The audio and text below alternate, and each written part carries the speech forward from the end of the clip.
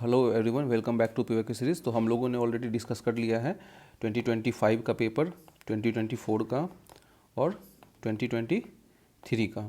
तो अब हम लोग प्रोसीड करेंगे 2022 की तरफ और इस पेपर को पूरा डिस्कस करेंगे with knowledge and aptitude. Okay, तो स्टार्ट करते हैं। फर्स्ट क्वेश्चन से क्या कह रहा है? Rapid financial instrument and rapid credit facility are related to the provision of lending by which of the following. अब रैपिड फाइनेंशियल इंस्ट्रूमेंट और रैपिड क्रेडिट फैसिलिटी जो है वो किसके द्वारा निकाला जाता है? ठीक है, तो आप देखो दोस्तों, यहाँ पे रैपिड की चर्चा की गई है। रैपिड मतलब कि बहुत फास्ट। और आपको पता है कि रैपिड फाइनेंसिंग इंस्ट्रूमेंट और रैपिड क्रेडिट फैसिलिटी जो है ये आपको एक इमरजेंसी लेंडिंग टूल्स है। और आपको कोई अगर बैलेंस ऑफ पेमेंट को लेकर के कोई क्राइसिस आता है ना, तो आप इसको इस्तेमाल कर सकते हो। तो क्या है? रैपिड फाइनेंसिंग इंस्ट्रूमेंट और rapid credit facility is the lending tools of IMF। ठीक है, आगे देखते हैं। With reference to the Indian economy, अब इसमें कह रहा है कि an increase in the NEER nominal effective exchange rate indicate the appreciation of money. Okay, देखो नॉमिनल इफेक्टिव एक्सचेंज रेट क्या है? नीर एक एक्सचेंज रेट इंडेक्स है जो बताता है कि किसी करेंसी की वैल्यू उसके मेजर ट्रेडिंग पार्टनर की करेंसी के मुकाबले कितनी मजबूत है। ओके, तो जैसे देख लेते हैं, ₹90 है अभी, मान लो $1 के बराबर। ठीक है, अब अगर नीर बढ़ जाएगा, मान लो कि बढ़ने का मतलब पैसा मजबूत हो जाएगा, तो मान लो ₹80 अगर हो गया $1 के बराबर, तो डेफिनेटली तो increase in the nominal exchange rate क्या करता है? Appreciation of rupees. यहाँ पे क्या हो गया? रुपीज़ डेप्रिसिएट नहीं बल्कि एप्रिसिएट किया है। ठीक है, अब आगे देखते हैं। An increase in the real effective exchange rate increase the improvement in the trade competitiveness. देखो नीर और रीड में क्या अंतर है? नीर इन्फ्लेशन के साथ आता है और रियल वाला जो है ना, ये इन्फ्लेशन एडजस्टेड रहता है। तो यहाँ पे ये कह रहा है कि अगर रियल इफेक्टिव एक्सचेंज रेट अगर इम्प्रूव करता है तो क्या होगा? ट्रेड कॉम्पिटिटिवनेस बढ़ जाएगा। नहीं दोस्तों, ट्रेड कॉम्पिटिटिवनेस बढ़ेगा नहीं, बिल्कुल घट जाएगा। क्यों? अगर आप पहले 90 पे था, अगर आप 80 में बेच रहे हो, पैसा 80 का हो गया है, तो डेफिनेटली जो वहाँ बाहर के जो लोग हैं वो अगर एक डॉलर में $1 स्पेंड करते हैं तो ₹80 का ही उनको सामान आएगा। पहले 90 का आता था। तो ये क्या हो गया? ये गलत हो गया, ये सही हो गया। तो अब देख लो, 2 को काटो तो क्या होगा इसका आंसर? 2 का C होगा। अब देख लेते हैं। An increasing trend in the domestic inflation relative to the inflation in other countries is likely to cause an increasing divergence of need and. अगर दूसरे कंट्री के मुकाबले अगर भारत में इन्फ्लेशन अगर बढ़ जाएगा, तो इन्फ्लेशन अगर बढ़ जाएगा तो क्या डाइवर्जेंस दिखेगा आपको नीड और नीड में? इंक्रीज़ करेगा। तो बिल्कुल देखो, इन्फ्लेशन जैसे बढ़ जाएगा ना, तो इन्फ्लेशन बढ़ने के बाद आपको जो है सामान काफ़ी महंगे मिलेंगे, आपको प्रोडक्शन बहुत महंगा होगा, आपका ट्रेड जो है वो काफ़ी ज़्यादा क्या कहते हैं महंगा हो जाएगा। तो इस तरीके से वो दिखेगा कि नीर और रीड में जो है वो काफ़ी अंतर आ जाएगा। नीर तो इन्फ्लेशन एडजस्टेड रहता है, लेकिन रीड काफ़ी बड़ी मात्रा में इंप्रूव कर जाएगा, बढ़ जाएगा। तो इसका आंसर क्या होगा? 2 का C होगा। ओके, अब हम लोग आगे देखते हैं क्या है। With reference to Indian economy consider the following statement. If inflation is too high, reserve bank of India is likely to buy the government securities. अच्छा, अगर इन्फ्लेशन ज़्यादा रहेगा, इन्फ्लेशन ज़्यादा है मतलब कि मनी सप्लाई ज़्यादा है, मनी सप्लाई ज़्यादा है, और मनी सप्लाई ज़्यादा है, अगर RBI अगर गवर्नमेंट सिक्योरिटीज़ अगर खरीद लेगी तो फिर मनी सप्लाई बढ़ जाएगा। मनी सप्लाई बढ़ जाएगा, तो मनी सप्लाई बढ़ जाएगा तो इन्फ्लेशन कंट्रोल कैसे होगा? इन्फ्लेशन और आगे बढ़ जाएगा और तेज़ी से आगे बढ़ जाएगा। तो क्या होगा? बाय नहीं होगा, बिल्कुल इसको सेल करना होगा। RBI को सेल करना होगा मनी गवर्नमेंट सिक्योरिटीज़, ताकि मार्केट से पैसा सक कर सके और फिर इन्फ्लेशन कंट्रोल में आ सके। तो ये वाला पहला स्टेटमेंट तो गलत हो गया। सेकेंड देखते हैं। If rupee is rapidly depreciating, RBI is like to sell. चलो ये एक को काट दो ना, तो फिर इसका आंसर 2, 3 आ जाता है। ठीक है, अगर रुपी इज़ क्या बोल रहा है? If rupee is rapidly depreciating, RBI is likely to sell the dollars in the market. बिल्कुल, अगर रुपी डेप्रिसिएट कर रहा है ना, रुपी की वैल्यू गिर रहा है, तो आप डॉलर बेचो मार्केट में, डॉलर को बेचो और रुपी को बाय करो। आप रुपी की जैसे बाय करोगे ना, तो रुपी की वैल्यू बढ़ जाती है। रुपी का मतलब बाय कर रहे हो, रुपी ले रहे हो, मतलब कि रुपी का डिमांड बढ़ गया, रुपी की वैल्यू बढ़ गई। रुपी का वैल्यू अगर बढ़ जाता है तो वो एप्रिसिएट कर जाता है। तो बिल्कुल 2 का क्या होगा? सही होगा। If the interest rate in the US and European Union were to fall, that is likely to induce the RBI to buy the dollars. बिल्कुल, इंटरेस्ट रेट अगर घट जाता है तो उस टाइम में RBI जो है वो ज़्यादा डॉलर खरीदती है। क्यों? क्योंकि सस्ता पड़ता है। तो क्या होगा आंसर 2 और 3 होगा। 4 देखते हैं। With reference to the G20 common framework, ये एक्चुअली 2020 में ना न्यूज़ में था, और यहीं से कौन सा फॉलोइंग स्टेटमेंट, ये करंट अफेयर का टॉपिक हो गया। It is initiative endorse by the G20 together with the Paris club. Okay, it is initiative to support the low income countries with unsustainable development. ये दोनों स्टेटमेंट जो है दोस्तों, इसका जो है दोनों स्टेटमेंट जो है सही होगा। क्या होगा इसका? दोनों स्टेटमेंट सही होगा। ओके, तो 5 पे चलते हैं। 5 क्या बोल रहे हैं?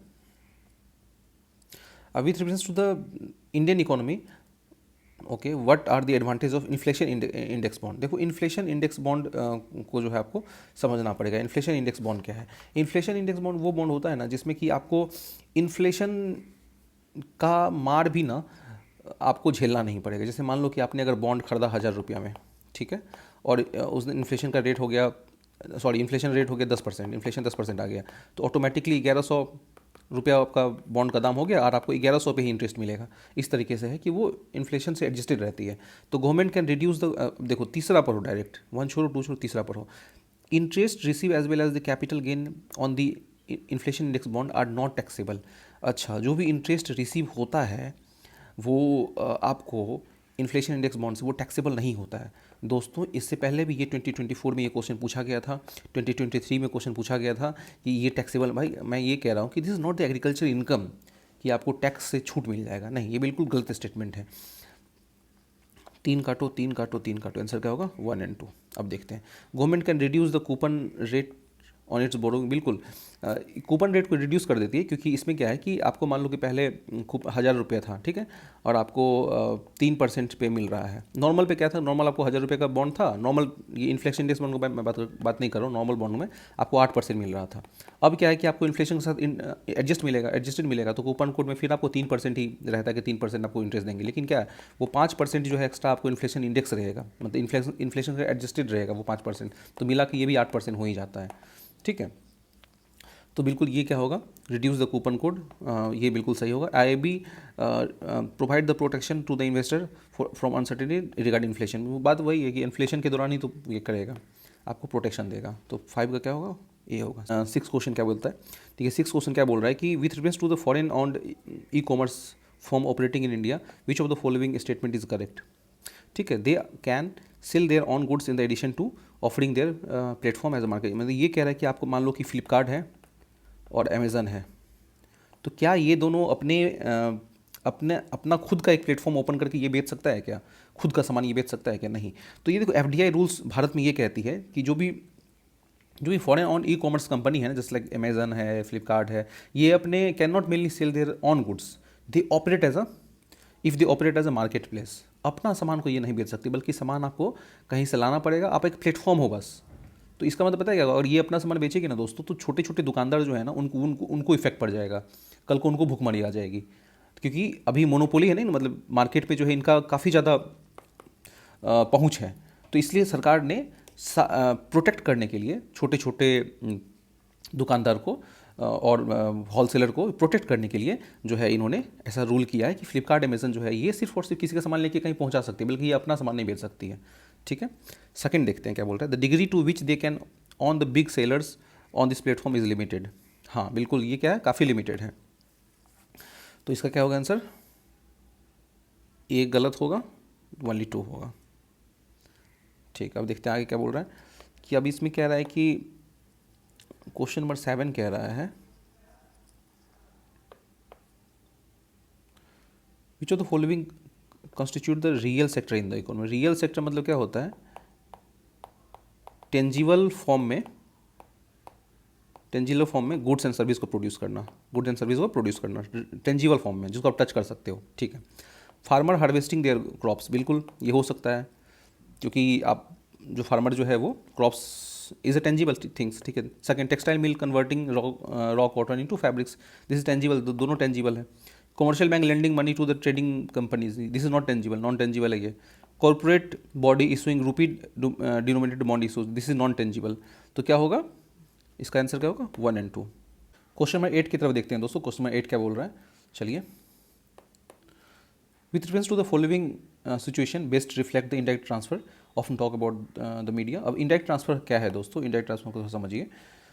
देखिए, अगर जब इंडिया में मौजूद कोई एसेट होता है ना, एसेट का कंट्रोल सीधे नहीं बल्कि फॉरेन कंपनी के शेयर बेचकर ट्रांसफ़र किया जाता है, तो उसको हम इनडायरेक्ट ट्रांसफ़र कहते हैं। जैसे कि आप ये समझ लो कि एक फॉरेन कंपनी के पास इंडिया में टेलीकॉम का एसेट है, उस फॉरेन कंपनी ने जो शेयर है ना वो दूसरी किसी फॉरेन कंपनी को बेच दिया है, ठीक है। तो शेयर बाहर के फॉरेन कंपनी को बेचे गए हैं, लेकिन उन शेयर की वैल्यू इंडिया के एसेट से आ रही है ना, तो इसी को इंडायरेक्ट ट्रांसफ़र कहते हैं, ठीक है। अब देखते हैं बेस्ट कौन सा होगा। Foreign company transfer share and such share derive their substantial value asset located in India. और फॉरेन कंपनी क्या की है, मैं फिर से बता देता हूँ क्या हुआ कि अगर मान लो कि एक फॉरेन कंपनी के पास इंडिया में टेलीकॉम का एसेट है, उस फॉरेन कंपनी के शेयर दूसरी फॉरेन कंपनी को बेच दिए, दूसरी फॉरेन कंपनी बेच दिए, तो शेयर फॉरेन कंपनी को बेचे गए हैं, लेकिन उन शेयर की वैल्यू तो इंडिया के एसेट से आ रही थी ना, इसलिए उसको इंडायरेक्ट ट्रांसफर कहते हैं, ठीक है। चलिए 9 देखते हैं।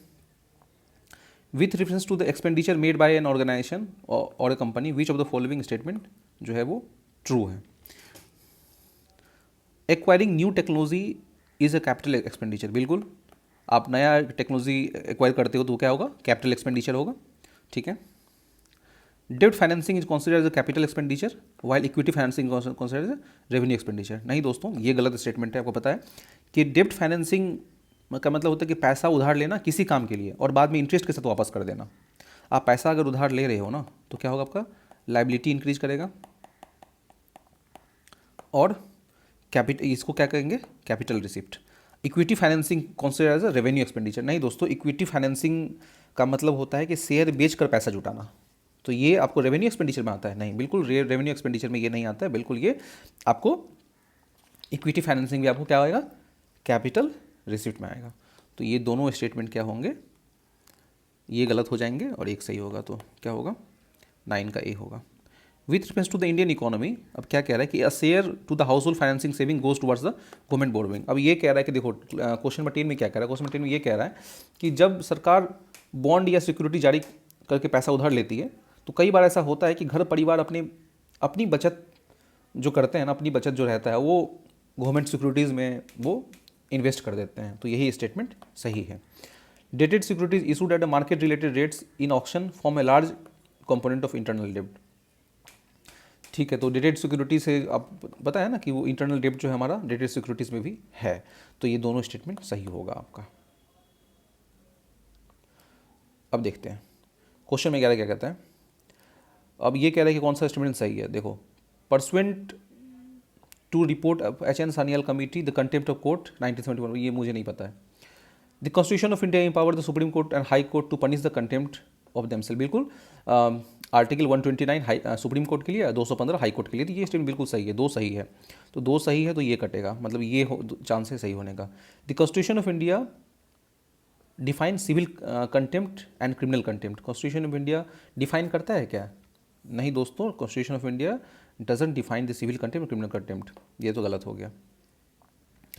इन India parliament is vested with the power to make laws on contempt of court, बिल्कुल। कानून बनाने का काम किसके हाथ में है, वो पार्लियामेंट के हाथ में ही है। ऐसा मत समझना कि supreme court has a power to make law on contempt of court, नहीं, पार्लियामेंट के पास ही पावर है। तो 4 सही होगा, तो 4 सही होगा तो ये होगा, तो इसका मतलब ये भी सही है।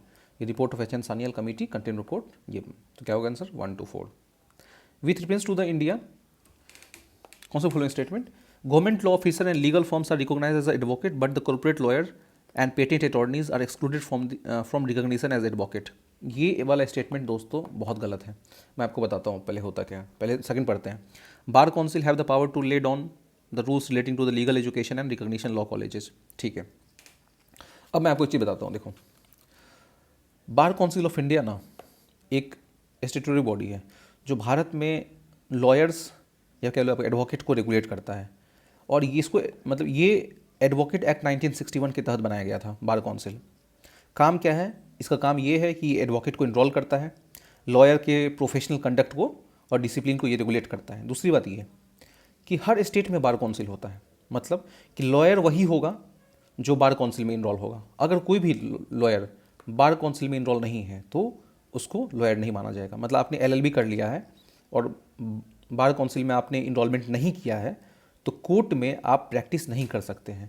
कॉर्पोरेट लॉयर और पेटेंट अटॉर्नीज भी एडवोकेट हो सकते हैं अगर वो बार काउंसिल में इनरोल हैं तो यहाँ पे देखो क्या लिखा हुआ है, but corporate lawyers and patent attorneys are excluded from recognition as advocate. नहीं, अगर बार काउंसिल में है तो वो होंगे। Bar council have the power to lay down the rules relating to the legal education recognition of law colleges. ये statement बिल्कुल सही है, ये गलत हो गया। तो क्या होगा, 12 का 2 हो जाएगा। ठीक है, अ bill amending the constitution required prior recommendation of the president of India. अच्छा, एक चीज़ बताओ कि अगर कोई भी कॉन्स्टिट्यूशन अमेंडमेंट बिल आता है तो क्या वो प्रायर रिकमेंडेशन चाहिए? जी नहीं। प्रेसिडेंट का जो प्रायर रिकमेंडेशन है आपको मनी बिल में है, नॉट कॉन्स्टिट्यूशन अमेंडमेंट बिल में है। ठीक है, तो ये आपको क्या होगा, गलत हो जाएगा। तो 1 काटो आप, तो आंसर क्या होगा 2, 3। When constitution amendment bill is presented to the president of India it is obligatory for the president of India to give his और हर एसेंट। ठीक है, तो बिल्कुल ये सही बात है, क्योंकि 24th अमेंडमेंट एक्ट 1971 में बिल्कुल ये ऑब्लिगेटरी कर दिया गया था कि प्रेसिडेंट को जो है कॉन्स्टिट्यूशन अमेंडमेंट बिल में अपना एसेंट देना ही पड़ेगा। ये बिल्कुल सही है। Constitution amendment bill must be passed by both the Lok Sabha and Rajya Sabha by the special majority and no provision for joint sitting. बिल्कुल ज्वाइंट सिटिंग का प्रोविजन ऑर्डिनरी बिल के साथ है, ना कॉन्स्टिट्यूशन अमेंडमेंट बिल और ना मनी बिल के साथ। ये भी सही है। तो क्या होगा 13 का बी। ठीक है दोस्तों, 14 पे आते हैं। 14 क्या बोल रहे हैं, Constitution of India classify the minister into 4 rank: cabinet minister, ministry of state with immediate charge and ministry of state deputy speaker। बिल्कुल देखो, कॉन्स्टिट्यूशन ऑफ इंडिया ये क्लासीफाई नहीं करता है। तो क्या होगा इसका, constitution of India does not classify minister into rank. The term आपको कैबिनेट मिनिस्टर वाला, मिनिस्टर ऑफ स्टेट वाला, डिप्टी स्पीकर वाला derive from convention and practice, not bye constitution provision. ये गलत हो गया। Total number of minister in the union government and including the prime minister shall not exceed 15% of the total number of Lok Sabha. ये बिल्कुल सही है, 15% ज़्यादा नहीं होना चाहिए, तो ओनली 2 होगा। ठीक है, आगे देखते हैं। ठीक है, अब आगे ये कह रहा है 15, ये कह रहा है which of the following are exclusive power of Lok Sabha. Exclusive power Lok Sabha क्या है, to ratify the declaration of emergency, नहीं, ये एक्सक्लूसिव पावर नहीं है लोकसभा का। राज्यसभा लोकसभा दोनों मिलकर काम करती है। To pass no confidence motion, बिल्कुल नो कॉन्फिडेंस मोशन किसका है, लोकसभा में ही वो पास होती है। ठीक है, to impeach president of India, नहीं, ये राज्यसभा में। आसान क्वेश्चन है, तो क्या होगा 15 का बी होगा। 16 देखते हैं, with reference to anti defection law कौन सा फॉलोइंग स्टेटमेंट, क्या बोल रहा है कि law specifies that nominated legislature can not join any political party within 6 month of being appointed to the house. कोई भी नॉमिनेटेड मेंबर होते हैं ना दोस्तों, उनके पास एक छूट रहता है, वो 6 मंथ के अंदर कोई भी पॉलिटिकल पार्टी वो ज्वाइन कर सकता है, लेकिन 6 मंथ के बाद वो ज्वाइन नहीं कर सकता है। लेकिन यहाँ पे ना विद इन 6 मंथ है ना, कैन नॉट ज्वाइन, नहीं, ये गलत हो जाएगा। He can join within 6 month but after 6 month he can not join, तो ये गलत हो गया। Law does not provide any time frame within which the presiding officer decide to defection law. हाँ, बिल्कुल कोई टाइम फ्रेम नहीं है, आप कब तक डिफेक्शन केस को जो है आप डिसाइड करोगे। तो क्या होगा इसका आंसर, ओनली बी होगा।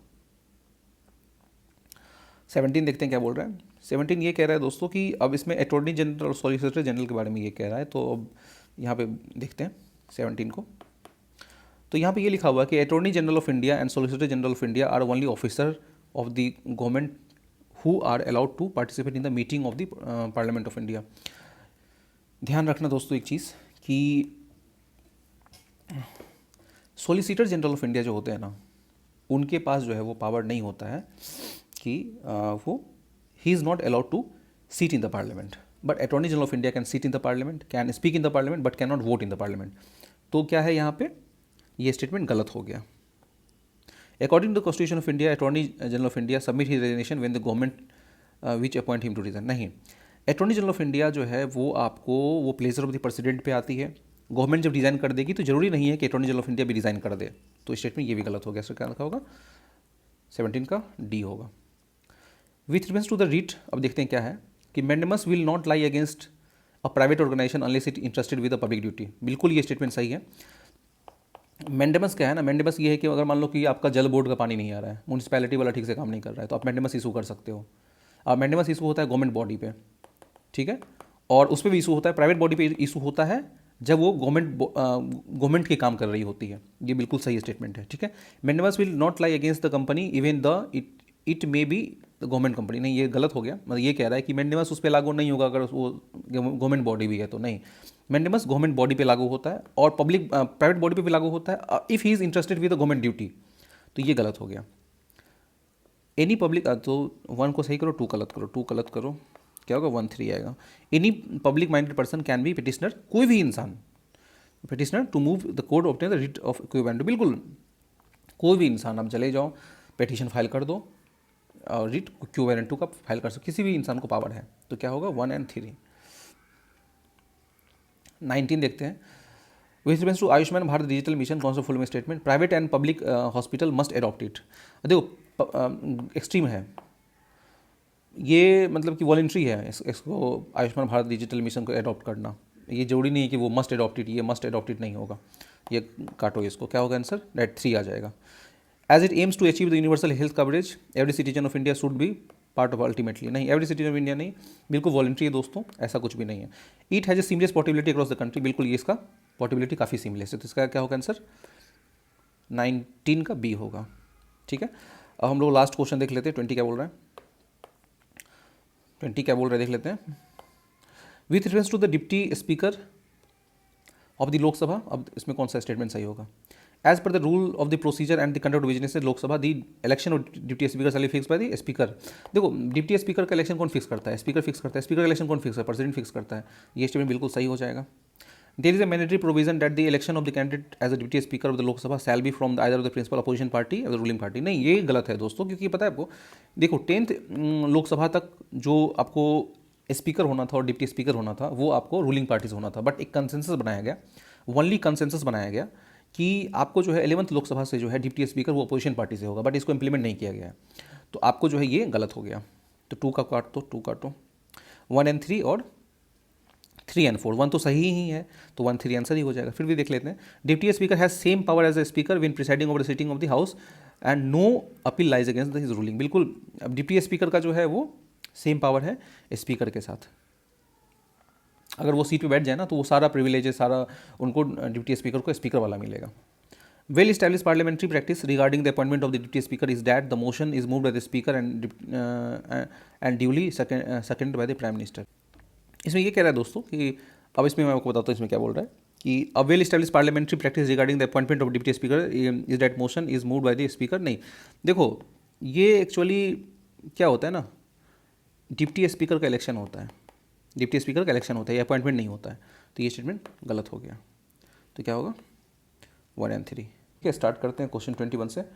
इसमें ये कह रहा है कि कौन से नीचे दिए गए क्रॉप्स हैं जो आपको एंथ्रोपोजेनिक सोर्स हैं मीथेन और नाइट्रस ऑक्साइड का।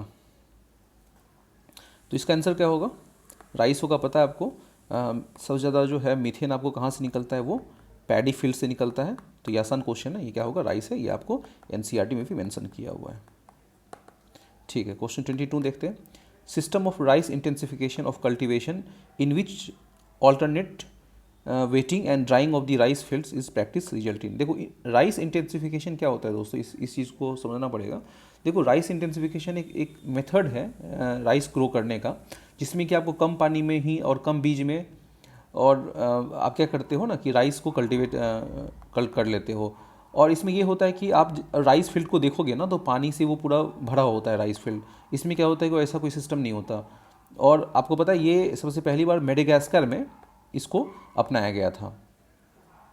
तो इसमें क्या होगा, इसमें तीनों ऑप्शन हो जाएगा दोस्तों। रिड्यूस, ये क्या करता है, आपको सीड रिक्वायरमेंट को कम करेगा, मीथेन प्रोडक्शन को कम करेगा, और इलेक्ट्रिसिटी कंजम्पशन कम करेगा। तो इसका आंसर क्या होगा, तीनों हो जाएगा। अब मीथेन प्रोडक्शन कम होगा दोस्तों, आपको पता है कि आप इसमें पानी का इस्तेमाल कम करते हो, फिर आपको इलेक्ट्रिसिटी कंजम्पशन कम होगा। अब नॉर्मली लोग क्या करते हैं कि जनरेटर इस्तेमाल करके वो ग्राउंड वाटर का यूज़ करते हैं मैक्सिमम करके, तो इस तरीके से आप देख सकते हो। Which of the following lake of west Africa has become dry and turn into desert. अभी डेजर्ट में वो टर्न हो चुका है। आपको पता है दोस्तों विक्टोरिया काफ़ी वो बड़ा लेक है, you can say that it is the biggest lake of Africa. तो और विक्टोरिया जो है वो 3 देशों से कनेक्ट करता है, उसका इसका फॉर्मूला होता है UKT, Uganda, Kenya and Tanzania. ये नहीं होगा दोस्तों। लेक फ्यूग्यूबिन देखते हैं, लेक ओगुटा। लेक ओगुटा ये आपको नाइजीरिया में पड़ेगा, और लेक वोल्टा ये आपको माली में पड़ेगा। इसका जो आंसर होगा दोस्तों वो होगा लेक फ्यूग्यूबिन। फ्यूग्यूबिन जो है ये आपको, माफ़ कीजिएगा, लेक वोल्टा दोस्तों ये आपको घाना में पड़ेगा, ये घाना में पड़ेगा। लेक फ्यूग्यूबिन आपको माली में पड़ेगा। ठीक है, तो इस ये फिग्यूबिन जो है अभी ये due to the drought and continuous drought and climate change ये कन्वर्ट हो चुका है डिजर्ट में। तो इसका आंसर हो क्या होगा, 23 का बी होगा। 24 देखते हैं, Gandikota canyon of South India was created by which of the following river. अच्छा, तो देखो गैंडीकोटा कैनियन को ना ग्रैंड कैनियन ऑफ इंडिया भी कहते हैं। इसमें क्या होता है कि रिवर जो है ना वो इरोड कर देती है ग्रेनाइट को। तो इसका क्या होगा, कौन सी रिवर इरोड करती है, जैसे मान लो कि ये आपको ऐसे माउंटेन है ग्रेनाइट का और रिवर इसे इरोड करते हुए बीच से चल रही है। जिस तरीके से आप देखते होगे ना ये नर्मदा रिवर जो बहती है उसी तरीके का ऐसा कुछ शेप बनता है। इसका क्या होगा आंसर, पेन्नार। 25 देखते हैं, आसान क्वेश्चन है ये वाला। नमछा बरवा गढ़वाल हिमालय बिल्कुल गलत है। नमछा बरवा कहाँ पड़ेगा आपको, ये आपको पड़ेगा अरुणाचल प्रदेश और तिब्बत के बॉर्डर पे, तो ये गलत हो गया। नंदा देवी कुमाऊं हिमालय ये सही है। नॉकरेक ये सिक्किम हिमालय ये गलत है। नॉकरेक कहाँ पड़ेगा आपको, ये मेघालय प्लेटियो। तो क्या होगा इसका answer, only 2। The term Levant often heard in the news रफली corresponds to which of the following region. अच्छा, लिवेंट किस रीजन, देखो यहाँ पे क्या दिया, लिवेंट का जो एरिया होता है दोस्तों वो होता है आपको इजराइल देख लो, लेबनान देख लो, सीरिया देख लो। ईस्टर्न मेडिटेरियन का जो सोर है ना वो लिवेंट का आता है, उसको लिवेंट कहते हैं। ये आपको एनसीईआरटी मेंशन होगा क्योंकि लिवेंट से हम ट्रेड करते थे ड्यूरिंग दी आईवीसी टाइम, तो ये वाला वहाँ पे इम्पोर्टेंट हो जाता है। 27 इसमें ये कह रहा है कि अफ़गानिस्तान से कौन कौन बॉर्डर जो है वो शेयर नहीं कर रहा है। ये न्यूज़ में था अफगानिस्तान, ध्यान रखिएगा इस बार ईरान भी न्यूज़ में है, तो आप ईरान पढ़ के जाना, ईरान से देख लेना। अभी अभी यूक्रेन भी न्यूज़ में था, तो ये क्वेश्चन आ गया था कि यूक्रेन से कौन कौन बॉर्डर शेयर करता है। फिर जब यूएस जो है निकल गई थी ना अफगानिस्तान से, तो फिर ये न्यूज़ में था, तो अफगानिस्तान से पूछ दिया। अभी ईरान पे वॉर हो रहा है, तो फिर वो देख लो आप कि ईरान पूछ देगा, तो इस बार देख लेना कि ईरान से कौन कौन बॉर्डर शेयर कर रहा है। तो इसका जो आंसर होगा ना, देखो अजरबैजान तो आप ऐसे ही काट दो ना, अजरबैजान कैसे होगा, अजरबैजान कहाँ पे है, अफगानिस्तान कहाँ पे है, तो आप 1 काटो सबसे पहले। इसका क्या होगा 3, 4, 5, ताजिकिस्तान, तुर्कमेनिस्तान, उज्बेकिस्तान। ठीक है। 28 विथ रेफरेंस टू इंडिया कौन सा फॉलोइंग स्टेटमेंट। अब देखते हैं क्या बोल रहा है, मोनाजाइट को लेकर बोल रहा है। आप ना डायरेक्ट ना इसमें देखो 3 देखो, monazite occur naturally in entire Indian coastal sand in India. Entire नहीं होगा दोस्तों, ये अगर इंडिया का मैप है ना, तो आप यहाँ श्रीलंका है, तो मोनाजाइट कहीं इस क्षेत्र में मिलता है। 3 को काट दो, क्या होगा 1, 2, 4। मोनाजाइट एक सोर्स है रेयर अर्थ का। मोनाजाइट कंटेंट थोडियम कंटेंट करता है, और in India government body only process and export monazite. ये तीनों स्टेटमेंट सही हो जाएगा, 28 का बी होगा। 29 देखते हैं, in northern hemisphere the longest day of the year normally occurs in. आपको पता है दोस्तों लॉन्गेस्ट डे जो होता है ना वो आपको 21 जून के आसपास होता है, और 21 जून में क्या होता है, एपिलियन का केस बनता है।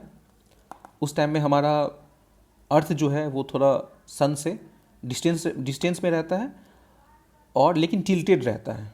नॉर्दर्न हेमिस्फीयर में गर्मी पड़ती है, तो इसका क्या होगा, second half of month of June. 30 देखते हैं, होकेरा वेटलैंड कहाँ पे है, पंजाब में नहीं दोस्तों, होकेरा वेटलैंड आपको पड़ेगा जम्मू कश्मीर में।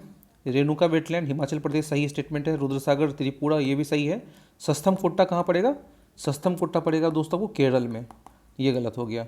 और आपको बताया भी था इससे पहले 4 आए तो 2 मारो, 5 आए तो 3 मारो। 90% में हिट कर जाएगा दोस्तों। प्रीवियस ईयर क्वेश्चन हम लोगों ने काफ़ी डिस्कस कर लिया है ना, तो ये आप देखना कि 90% जगह में ये लग रहा है।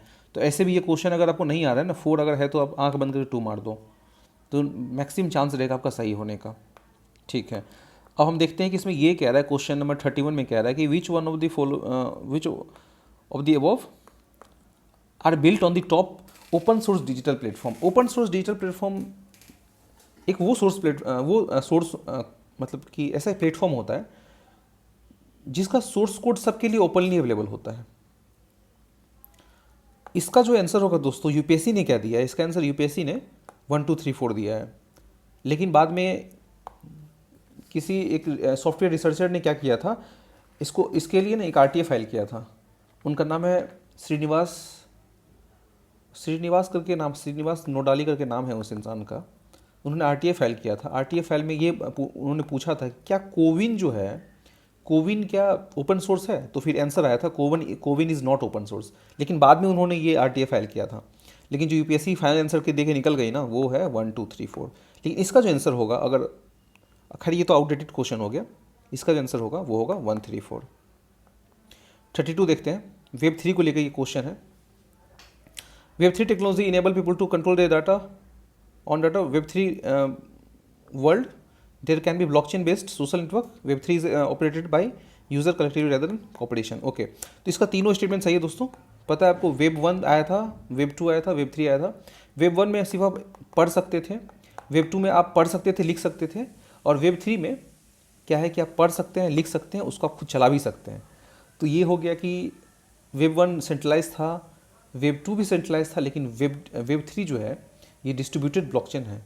तो आप ये समझ लो कि ये तीनों स्टेटमेंट सही है यहाँ पे, ठीक है।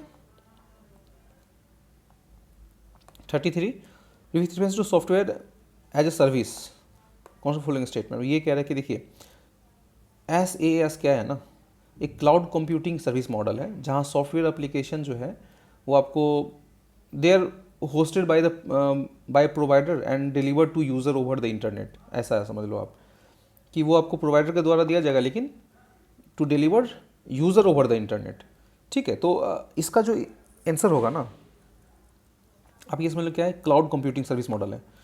तो क्लाउड कंप्यूटिंग सर्विस मॉडल है, तो इसका आंसर क्या होगा? SaaS buyers can customize the user interface and change the field data. बिल्कुल सही है। SaaS users can access their data through their mobile devices, ठीक है।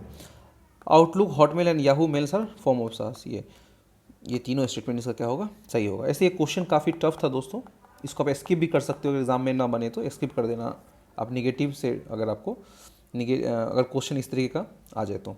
अब देखो फ्रैक्शनल ऑर्बिटल बॉम्बार्डिंग सिस्टम क्या होता है, इसको लेके क्वेश्चन है यहाँ पे, ये अभी न्यूज़ में था। तो क्या होता है, ये भी क्वेश्चन टफ है, मैं पता, ये भी क्वेश्चन टफ था, जिस वक्त आया था ना बहुत लोगों से ये नहीं बना था। देखिए फ्रैक्शनल ऑर्बिटल बॉम्बार्डिंग सिस्टम, और आपने सुना होगा, ये तो हो गया आपको FOBS, एक होता है ICBM, inter continental ballistic missile. क्या होता है दोस्तों, ICBM जब चलती है ना, मान लो कि किम जोंग उन ने ICBM मार दिया US पे, तो ये क्या करेगी, एक आर्क में जाएगी, ट्रेजेक्ट्री में जाएगी, और जाके ये टारगेट को हिट करेगी। लेकिन FOBS जो होता है, FOBS मतलब कि आप फ्रैक्शनल और ऑर्बिटल बॉम्बार्डिंग सिस्टम, ये क्या होता है कि ये पहले इसका काम होता है कि अर्थ की ऑर्बिट में जाती है, अर्थ के ऑर्बिट पे ये थोड़ा मूव करती है, फिर जाके ये टारगेट को हंट करती है, फिर ये टारगेट पर जाके अटैक करती है, ठीक है। तो इसका देखो क्या होगा, a missile is put into the stable orbit around the earth and D orbit over the target. मतलब ये पहले गई, फिर थोड़ा मूव की, फिर सर्च की, फिर इसको ख़त्म कर दी टारगेट को। 35 देखते हैं, which one of the following in qubit क्या है आपको, 0101 जो ये वाला आता है ना, ये क्या है, क्वांटम कंप्यूटिंग का डाटा है। कौन सा फॉलोइंग कम्युनिकेशन टेक्नोलॉजी, अब क्या है इसमें, close circuit television, radio frequency identification and wireless local area network. इसमें ये कह रहा है कि शॉर्ट रेंज डिवाइस टेक्नोलॉजी कौन सा है, तो इसका आंसर क्या होगा दोस्तों, ये तीनों जो है वो शॉर्ट रेंज डिवाइस टेक्नोलॉजी है। ओके 37 देखते हैं, बायोफिल्म स्कैन मार दूँ क्या, 1 2 3 कर दूँ क्या?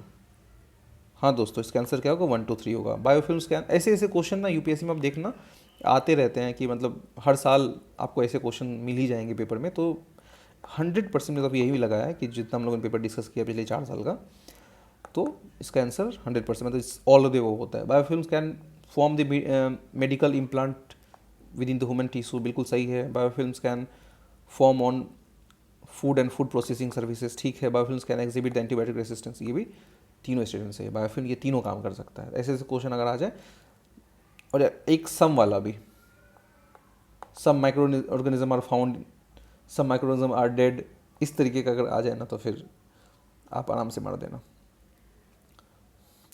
अब 38 देखते हैं दोस्तों, 38 क्या कह रहा है कि प्रोबायोटिक्स लेके, probiotics are made of both bacteria and yeast, ये बिल्कुल स्टूडेंट सही है। प्रोबायोटिक्स दोनों चीज़ों से मिलकर बना होता है, बैक्टीरिया और यीस्ट से बना होता है। Organism in products are found in food we digest but not naturally occur in our gut. कितने एक्सट्रीम स्टेटमेंट है कि प्रोबायोटिक्स जो बैक्टीरिया और यीस्ट से बना होता है वो हमारे इंटेस्ट क्या पे हमारे गट में नहीं पाया जाता है। ये स्टेटमेंट बिल्कुल गलत हो जाएगा, 2 काट दो, आप 2 काट दो। Probiotics help in digestion of the milk and sugar, बिल्कुल ये स्टेटमेंट सही है, ये हमें हेल्प करता है। आप देख लो ना, अगर ये बैक्टीरिया और इससे बना है तो definitely bacteria help in the digestion ना, तो क्या होगा 1 और 3 होगा। 39 ये कह रहा है कि serum institute of India produce covid vaccine named Covishield mRNA। अब ये आउटडेटेड हो गया दोस्तों, आप इसको स्किप भी कर सकते हो, ये गलत है। mRNA प्लेटफॉर्म ये यूज़ नहीं करता है। Sputnik 5 vaccine is manufacturing vector based platform, Covaxin is inactivated pathogen based vaccine. तो इसका क्या आंसर होगा 2 और 3। ये वाला टॉपिक अब आउटडेटेड हो गया, इसको छोड़ दो आप। 40 देखते हैं। अब इसमें ये कह रहे हैं सोलर स्टॉर्म, सोलर फ्लेयर को लेके कौन सा स्टेटमेंट सही होगा। सोलर फ्लेयर जो आपको क्या होता है कि सन जो है वो आपको ये एमिट करती है, ठीक है। तो देखते हैं क्या होता है। GPS and navigation system could fail, हाँ ये जीपीएस नेविगेशन सिस्टम को फेल कर सकता है। Tsunami could occur in equatorial, नहीं सुनामी अकर नहीं कर सकता दोस्तों। सुनामी इसका इतनी ताकत नहीं है कि सुनामी कर दे। इसका आंसर क्या होगा 1 3 4 6 7। Intense auroras could occur over the much on the, ठीक है ऑरोरा क्रिएट कर सकता है। फॉरेस्ट फायर नहीं, फॉरेस्ट फायर नहीं लगा सकता solar flare. Orbit of the satellite could be disturb, हाँ ऑर्बिट सेटेलाइट को डिस्टर्ब हो सकता है। और शॉर्ट वेव रेडियो कम्युनिकेशन जो है वो आपको इंटरप्ट हो सकता है। तो ये स्टेटमेंट क्या होगा सही होगा। तो where which monitor the emission reduction places of different countries is. देखो क्लाइमेट एक्शन ट्रैकर क्या एक्चुअली देखते हैं। देखो ये पता है आपको, गवर्नमेंट ने जो प्रॉमिस रखा था ना पेरिस एग्रीमेंट में 2015 में, और हम गवर्नमेंट ने टारगेट लिया था कि 1.5 डिग्री से लेके 2 डिग्री सेल्सियस तक वो जो है ग्लोबल वार्मिंग को लिमिट करने की कोशिश करेगी, ठीक है। तो इस पे सरकार काम कर रही है कि नहीं कर रही है, इसका काम है, क्लाइमेट एक्शन ट्रैकर का काम है इसको मॉनिटर करना। और इसको बनाने वाली 2 कंपनी थी, मतलब 2 रिसर्च ऑर्गेनाइजेशन थी। वो थी, एक तो आपको क्लाइमेट एनालिटिक्स है, दूसरा है न्यू क्लाइमेट इंस्टीट्यूट है। ये दोनों मिल करके इसको बनाई है। और इसका काम क्या है कि पेरिस जो डील हुआ है, एग्रीमेंट हुआ है, उसमें उसको गवर्नमेंट को मॉनिटर करना। तो क्या है देखते हैं दोस्तों। Database created by coalition of research organization, ये पहला ही ऑप्शन आ रहा है। ये एक डाटाबेस है जो रिसर्च ऑर्गेनाइजेशन कोलिशन पे बना है, तो यही आपको होगा। विंग्स ऑफ आईपीसीसी ये नहीं होगा। कमिटी अंडर यूएनएफसीसी जी ये भी नहीं होगा। और agency promoted by UNEP and World Bank, नहीं ये भी नहीं है, ठीक है दोस्तों। याद रखना क्लाइमेट एक्शन ट्रैकर क्या है। अगर आपको नहीं आ रहा है ये क्वेश्चन ना, तो please you can skip this question, but फिर भी आप देख लो ना, एक ट्रैकर कह रहा है, क्लाइमेट एक्शन ट्रैकर कह रहा है। ये कोई एजेंसी होने का कम चांस है, ये कोई कमेटी होने का कम चांस है, ये होगा तो कोई ना कोई डाटाबेस ही होगा। तो इस तरीके से आपको एप्टीट्यूड लगाना है इस क्वेश्चन पे। 42 देख रहे हैं क्या कह रहा है। The climate group is an international non profit organization that drives climate action by building large network and runs them, okay. दूसरा देखते हैं। International energy agency in partnership with a climate group launch a global initiative EP100, okay. EP100 brings together lending companies and committed driving innovation, energy efficiency and increasing competitiveness while driving the emission reduction goal, okay. तो अब देख लो दोस्तों, आपको ये लग रहा है थोड़ा सा पॉसिबल लग रहा है कि ये काफ़ी बुकिश लैंग्वेज। अब देखो आई don't know what is climate group, और मैं इसको एजेंशन से बनाऊंगा, एज एप्टीट्यूड बनाऊंगा कि ये क्वेश्चन कैसे बनेगा। तो बड़ा statement and bookish language, UPSC maximum chance ये सही करती है। Some Indian companies are the member of EP100, ठीक है। ऐसा हो बिल्कुल क्यों नहीं हो सकता है, कुछ इतनी सारी कंपनी है इंडिया में, कोई एक भी कंपनी तो हो सकता है EP100 का जो है वो मेंबर होगा। तो मैं 3 4 को मैं सही मानूंगा। तो 3 4 को मैं सही मानता हूँ ना, तो 2 3 5 ये कटेगा, या फिर ये होगा या फिर ये होगा, ओके। देखते हैं आगे। द इंटरनेशनल, आप 50-50 आए ना, 50-50 चांस में ले लो। अगर 50-50 पहुंच चुके हो ना, तो you can take the chance. तो अब ये देखते हैं। International agency is an secretary of under 2 coalition. तो ये स्टेटमेंट आपको गलत हो जाएगा कि इंटरनेशनल एनर्जी एजेंसी इसका जो है वो नहीं पड़ेगा। बट क्लाइमेट ग्रुप इसका क्या है, climate group serve as the secretariat under 2 coalition, ये नहीं होगा। तो इसका आंसर क्या होगा 134। You can skip this question, क्योंकि ये दोनों क्वेश्चन काफ़ी जो है आपको बहुत कम, अगर करंट अफेयर का क्वेश्चन है। 43, इफ़ रेन फॉरेस्ट, देखो यहाँ ये अच्छा क्वेश्चन है। If rain forest and tropical forest are lungs of the earth, अगर रेन फॉरेस्ट और ट्रॉपिकल फॉरेस्ट अगर लंग्स है अर्थ का, और सीओडली वेटलैंड अगर किडनीज है, तो कौन सा फॉलोइंग जो है वो स्टेटमेंट सही है? क्या कह रहे, रेन फॉरेस्ट और ट्रॉपिकल फॉरेस्ट लंग्स है और वेटलैंड क्या है, किडनी है। आप बताओ कौन सा स्टेटमेंट सही होगा? Water cycle in wetland involve the surface run of subsoil percolation, okay.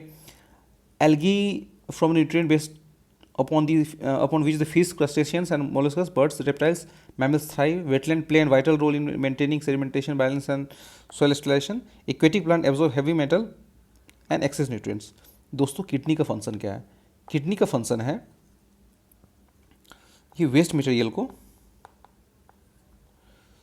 जो है बॉडी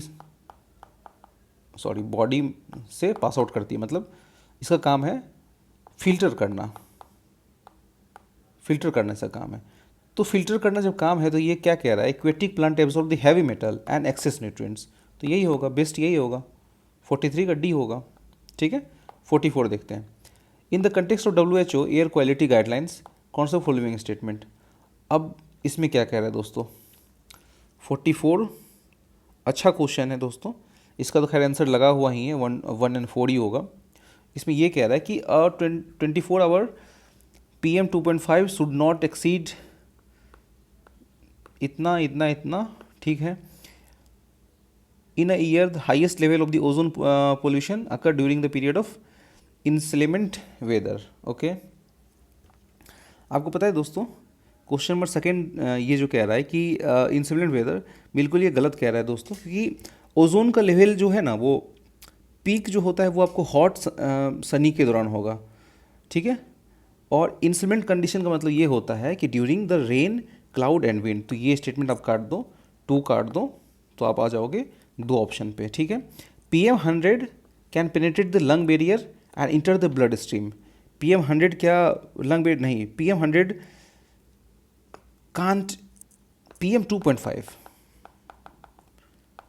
2.5 जो है वो आपको आपके ब्लड स्ट्रीम में जाता है, बट PM 100 जो है वो आपके ब्लड स्ट्रीम में नहीं जाता है, बल्कि PM 100 एक लार्जर पार्टिकल होता है जो ये आपके रिस्पिरेटरी ट्रैक्ट के द्वारा ट्रैप हो जाता है। तो 3 तो नहीं होगा, चलो 3 का काट दो, तो 114 ये आता है। Excessive ozone in the air can trigger the asthma, ठीक है। एक्सेसिव ओजोन आ जाएगा तो वो अस्थमा को ट्रिगर कर देगा।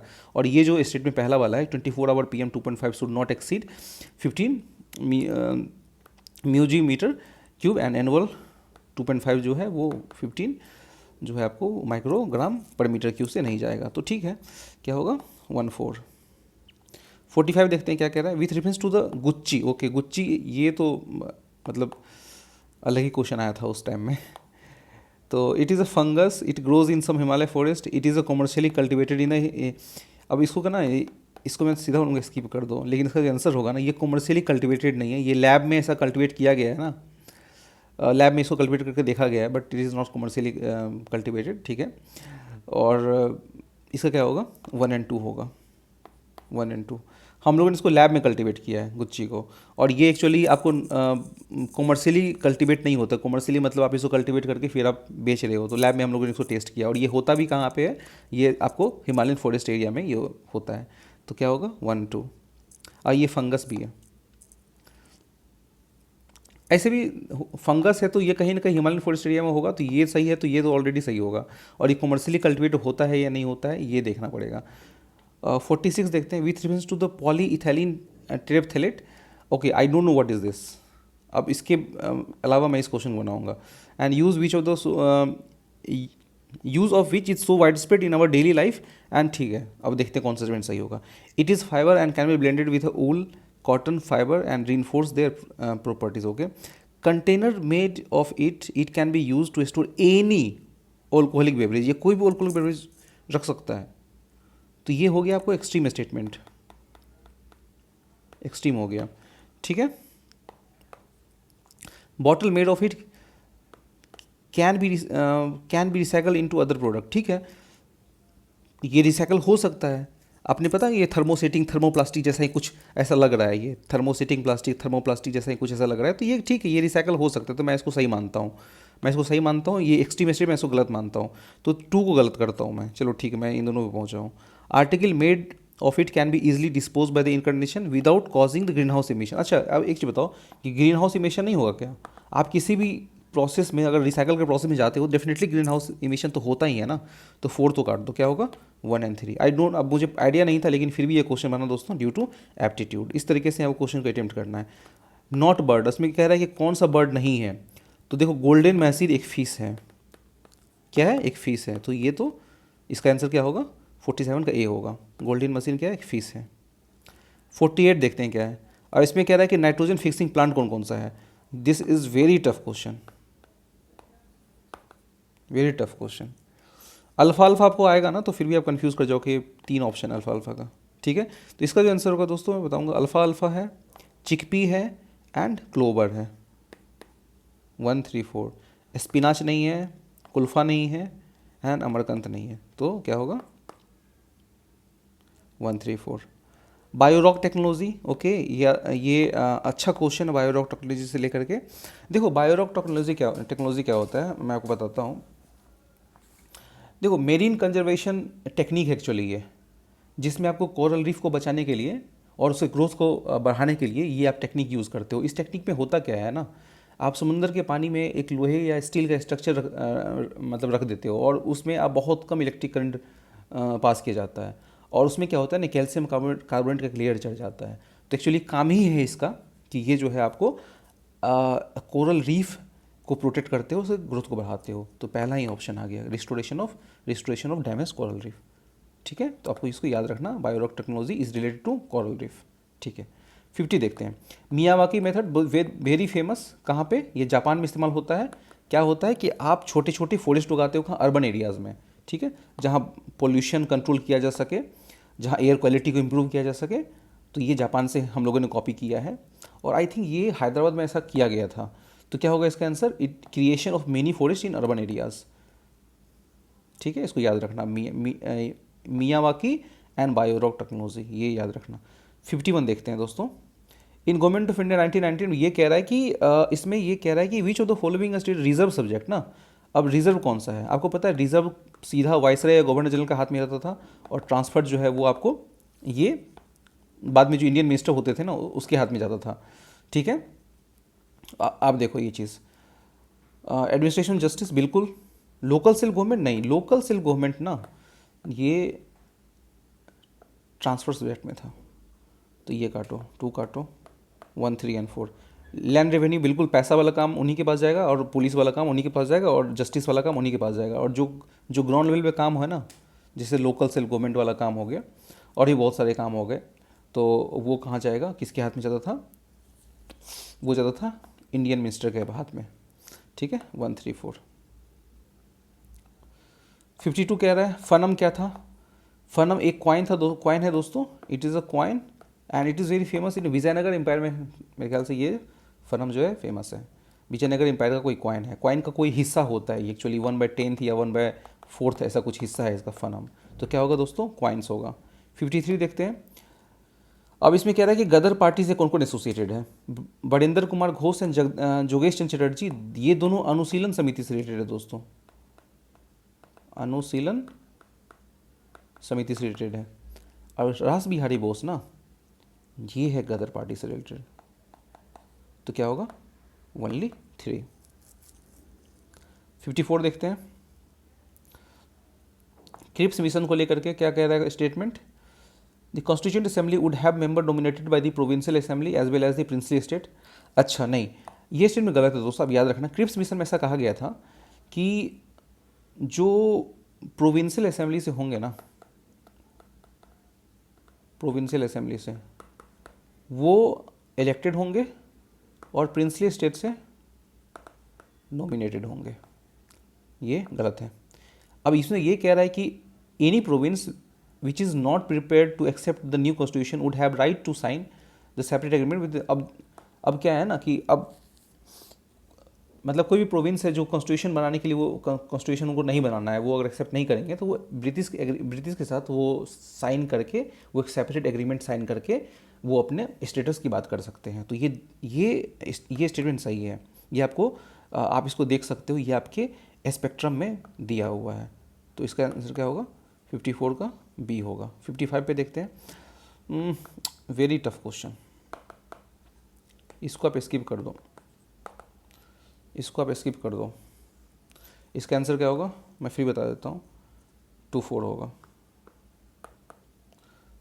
ठीक है, इसमें क्या है, जेएन टेक्स्ट कौन सा है। 56, historical person known as Aryadeva Jain scholar. नहीं, आर्यदेव जैन स्कॉलर नहीं थे दोस्तों, आर्यदेव एक बुद्धिस्ट स्कॉलर थे, Buddhist scholar. Dignaga Buddhist scholar बिल्कुल सही है। नाथ मुनि वैष्णव स्कॉलर, बिल्कुल ये भी सही है दोस्तों, क्योंकि ये अलवर थे। अलवर वो लोग होते हैं जो विष्णु को मानते हैं, और इन्होंने एक बुक लिखा था जो बहुत फेमस किताब है, क्या किताब का था, नालायिरा दिव्य प्रबंधन। हाँ, नालायिरा दिव्य प्रबंधन, दिव्य प्रबंधन। इसको तमिल वेद भी कहते हैं। तमिल इन नाथ मुनि ने लिखा था। तो इसका आंसर क्या होगा? ओनली 2 पेयर, 56 का सी होगा। ओके, अब देखते हैं मंगोल को लेके कौन सा स्टेटमेंट सही है। Okay, first Mongol invasion in India happened during the reign of Jalaluddin Khilji. नहीं दोस्तों, आपको इल्तुतमिश के समय में ही दिख जाता है मंगोल। आप भारत का वैसे मैप बनाओगे ना, मंगोल यहाँ आ चुका था। खैर कितना घटिया मैप बनाई है, मैं फिर से बनाने की कोशिश करता हूँ।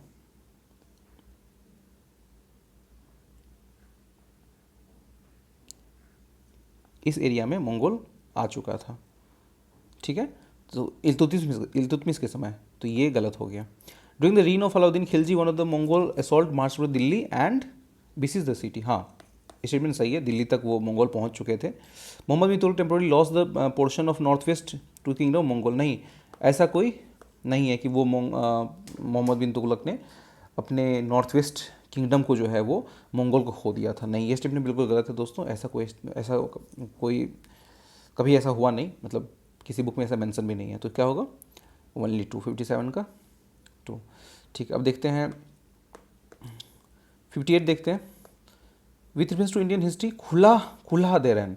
देखो दोस्तों, खुला देरन क्या था ना, कि सल्तनत के समय में ना लोग एक पॉइंटेड कैप पहनते थे। और पॉइंटेड कैप मतलब आप कह लो ना ऐसे करके पॉइंटेड कैप है, इसी को कुला कहते थे, इसी को कुला कहते थे।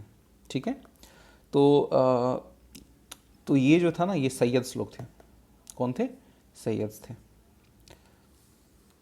ओके, 59 देखते हैं। Dutch establish their factories warehouses east coast land on ground. Gajapati ruler ने ईस्ट को, गलत है statement. Dutch establish their factory कहाँ पे?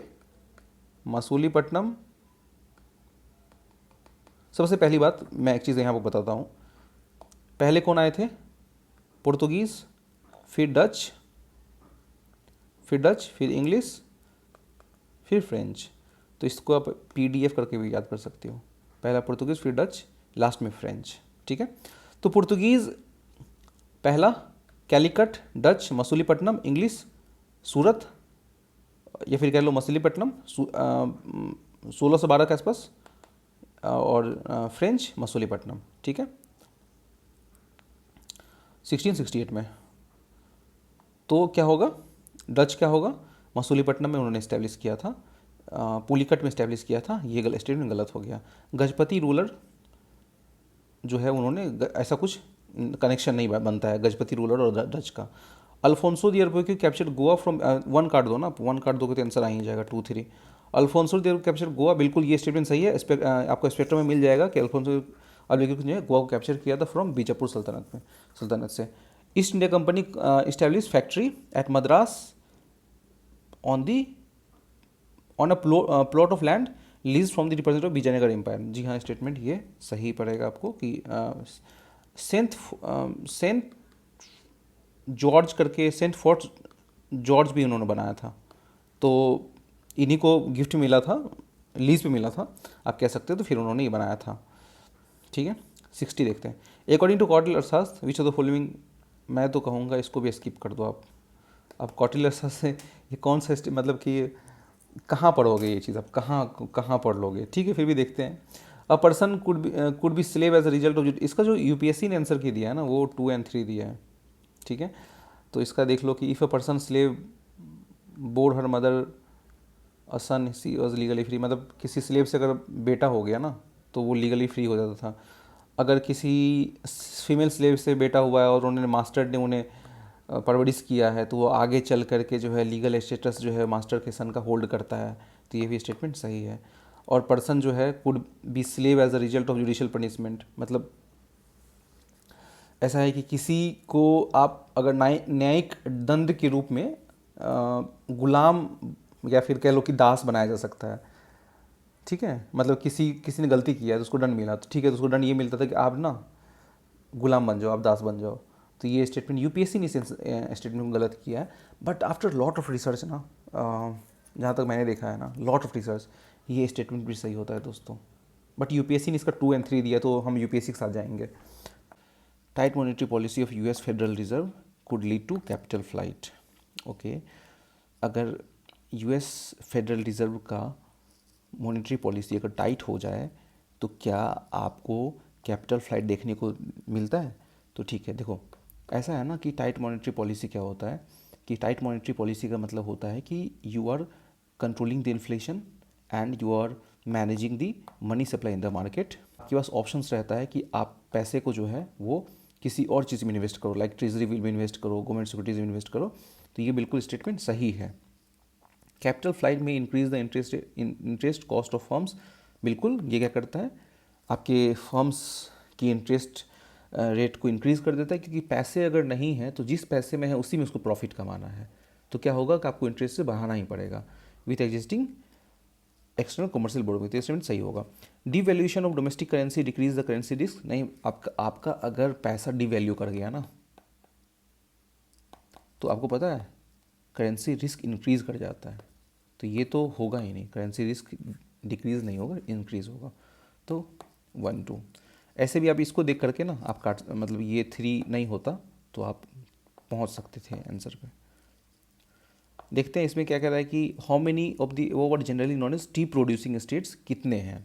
तो ठीक है, तो दोस्तों इसमें आपको ध्यान रखना है कि पहले टी ना प्रोड्यूस करने का कंडीशन क्या क्या होता है। तो आपको ये चीज़ ध्यान अगर होगा तो आप इस ऑप्शन पे पहुंच जाओगे। तो आपको पता है कि सबसे पहली चीज़ कि टी जो है वो वार्म ह्यूमिड क्लाइमेट में होता है। टेम्परेचर आपको लगभग कि 13 डिग्री सेल्सियस से 32 डिग्री सेल्सियस चाहिए, ठीक है। आपको एसिडिक सॉइल चाहिए और स्लोप वाला हिल चाहिए, क्योंकि टी वहीं ग्रो होता है जहाँ पे आपका वाटर लॉगिंग ना हो, वाटर स्टैग्नेशन ना हो, बल्कि वाटर फ्लो कर जाए।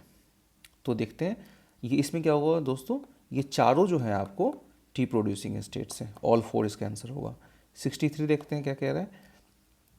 इन India credit rating agency are regulated by RBI, बिल्कुल गलत है दोस्तों। क्रेडिट रेटिंग एजेंसी जो है वो सेबी रेगुलेट करती है, ठीक है।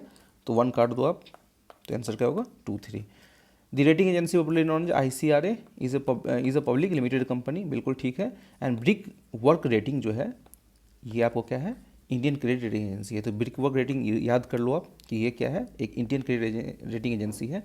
ये पूछ सकता है आने वाले एग्जाम्स में, ठीक है। 64 देखते हैं। अब इसमें कह रहा है कि बैंक बोर्ड ब्यूरो को लेकर के ये स्टेटमेंट कह रहा है कि कौन सा स्टेटमेंट सही है। देखते हैं क्या है कि the governor of RBI is a chairman of bank board bureau, ये गलत है दोस्तों। बैंक बोर्ड ब्यूरो का जो ये चेयरमैन होता है ये गवर्नमेंट डिसाइड करती है, ठीक है। ये तो ये गलत हो गया। Bank board bureau recommend for the selection of head of public sector bank, बिल्कुल ये स्टेटमेंट सही है। तो मैं बता दूँ बैंक बोर्ड ब्यूरो क्या है ना, वो सबसे पहली बार 2016 में इस्टेब्लिश किया गया था और ये एक इंद्रधनुष मिशन का एक पार्ट था। And it was made to reform the public sector bank. और इसका बिल्कुल काम ही है कि ये गवर्नेंस को इम्प्रूव करता है, अपॉइंटमेंट करता है, ठीक है। कि यहाँ पे जो आपको लिख रहा है ना पब्लिक सेक्टर बैंक, मतलब SBI है, आप एग्जांपल SBI समझ लो ना। ये क्या कर रहा है, bank board bureau help the SBI in developing strategy and capital raising plans. तो ये बिल्कुल सही है, इस तरीके आप समझ सकते हो। तो ठीक है, तो इसका क्या होगा स्टेटमेंट, 1 काट दो ना, आप ऐसे ही पहुँच जाओगे 2 और 3 पे। 65 देखते हैं, कन्वर्टेबल बॉन्ड को लेकर कह रहा है दोस्तों। कन्वर्टेबल बॉन्ड क्या होता है ना कि एक ऐसा बॉन्ड जिसको आप कन्वर्ट कर सकते हो इक्विटी और शेयर में, आप ऐसे समझ लो। तो as there is an option to exchange the bond for equity, convert bond pay lower interest rate, बिल्कुल ये सही है। You can convert it into the equity और शेयर, ये सही है। The option to convert the equity for the bond to degree of indexation and raising the consumer prices, ठीक है। ये थोड़ा सा आपको इन्फ्लेशन इंडेक्स के साथ भी ये इन्फ्लेशन एडजस्ट के साथ भी आता है, ठीक है। तो जिस तरीके से ये आपको इन्फ्लेशन इंक्रीज करेगा तो ये बॉन्ड आपको समय के अकॉर्डिंग ये आपको इन्फ्लेशन के साथ एडजस्ट होकर के ये आपको बेनिफिट पहुंचाएगा। तो ये भी स्टेटमेंट आपको सही है, 1 और 2। अब 66 देखते हैं कि India is the member of each of the above. पता है दोस्तों, इंडिया जो है वो एशियन इंफ्रास्ट्रक्चर बैंक का भी मेंबर है, इंडिया जो है MTCR का भी मेंबर है, और इंडिया SCO का भी मेंबर है, ठीक है। तो ये तीनों आप याद रखना। आप बताओ कि चाइना क्या MTCR का मेंबर है? चाइना, ठीक है, चाइना MTCR का मेंबर नहीं है, तो इसका आंसर क्या होगा, 1, 2, 3। 67 देखते हैं, Vietnam has been one of the fastest growing economics in the world in the recent years. बिल्कुल ये स्टेटमेंट सही है दोस्तों। आपको पता है वियतनाम में जो है वो चीप लेबर है, मैन्युफैक्चरिंग काफ़ी बढ़िया होता है वहाँ पे, मतलब इंडिया से अच्छा मैन्युफैक्चरिंग आप कह लो वहाँ होता है, काफ़ी टक्कर देता है हमारा मतलब कि इंडियन इकोनॉमी को वियतनाम और थाईलैंड जैसे कंट्री। तो ये स्टेटमेंट सही है। Vietnam is led by multi party political system, चलो नहीं पता मुझे, इसको छोड़ दो अभी। Vietnam's economic growth is link to the integration with the global supply chain and focus on export, बिल्कुल ये स्टेटमेंट सही है, ठीक है। For the long time Vietnam low labour cost stable exchange rates have attracted global manufacturer, बिल्कुल पता है आपको। अगर आप पेपर पढ़ रहे हो न्यूज़ में, आप न्यूज़ भी अगर देख रहे हो, पता होगा कि वियतनाम जो है वो अभी कितना मैन्युफैक्चरिंग हब, वर्ल्ड के मैन्युफैक्चरिंग हब में से ये मतलब इसकी गिनती आती है। तो आप इसका क्या है 3-4 को आप सही कर दो तो ऐसे भी आप आंसर पे पहुँच जाओगे। तो क्या है 1, 3, 4, ठीक है। ये मल्टी पार्टी पॉलिटिकल सिस्टम नहीं है, वो ये सिंगल पार्टी पॉलिटिकल सिस्टम आता है, और यहाँ पे जो रूल करती है वो कम्युनिस्ट पार्टी ऑफ वियतनाम करती है। और वियतनाम के कॉन्स्टिट्यूशन में ऐसा लिखा हुआ है कि opposition party is illegal under the constitution, ठीक है। अपोजिशन पार्टी एग्जिस्ट नहीं करती यहाँ पे। तो ये Vietnam has the most productive E service sector in Indo Pacific region, नहीं, मोस्ट प्रोडक्टिव नहीं है। तो आपको क्या होगा 1, 3, 4। आगे देखते हैं क्या कह रहा है, which of the following is responsible for maintaining price stability by controlling inflation. इसका आंसर आप ही दे दो ना, क्या होगा RBI। 69 देखते हैं, नॉन फंजिबल टोकन्स को लेकर के है।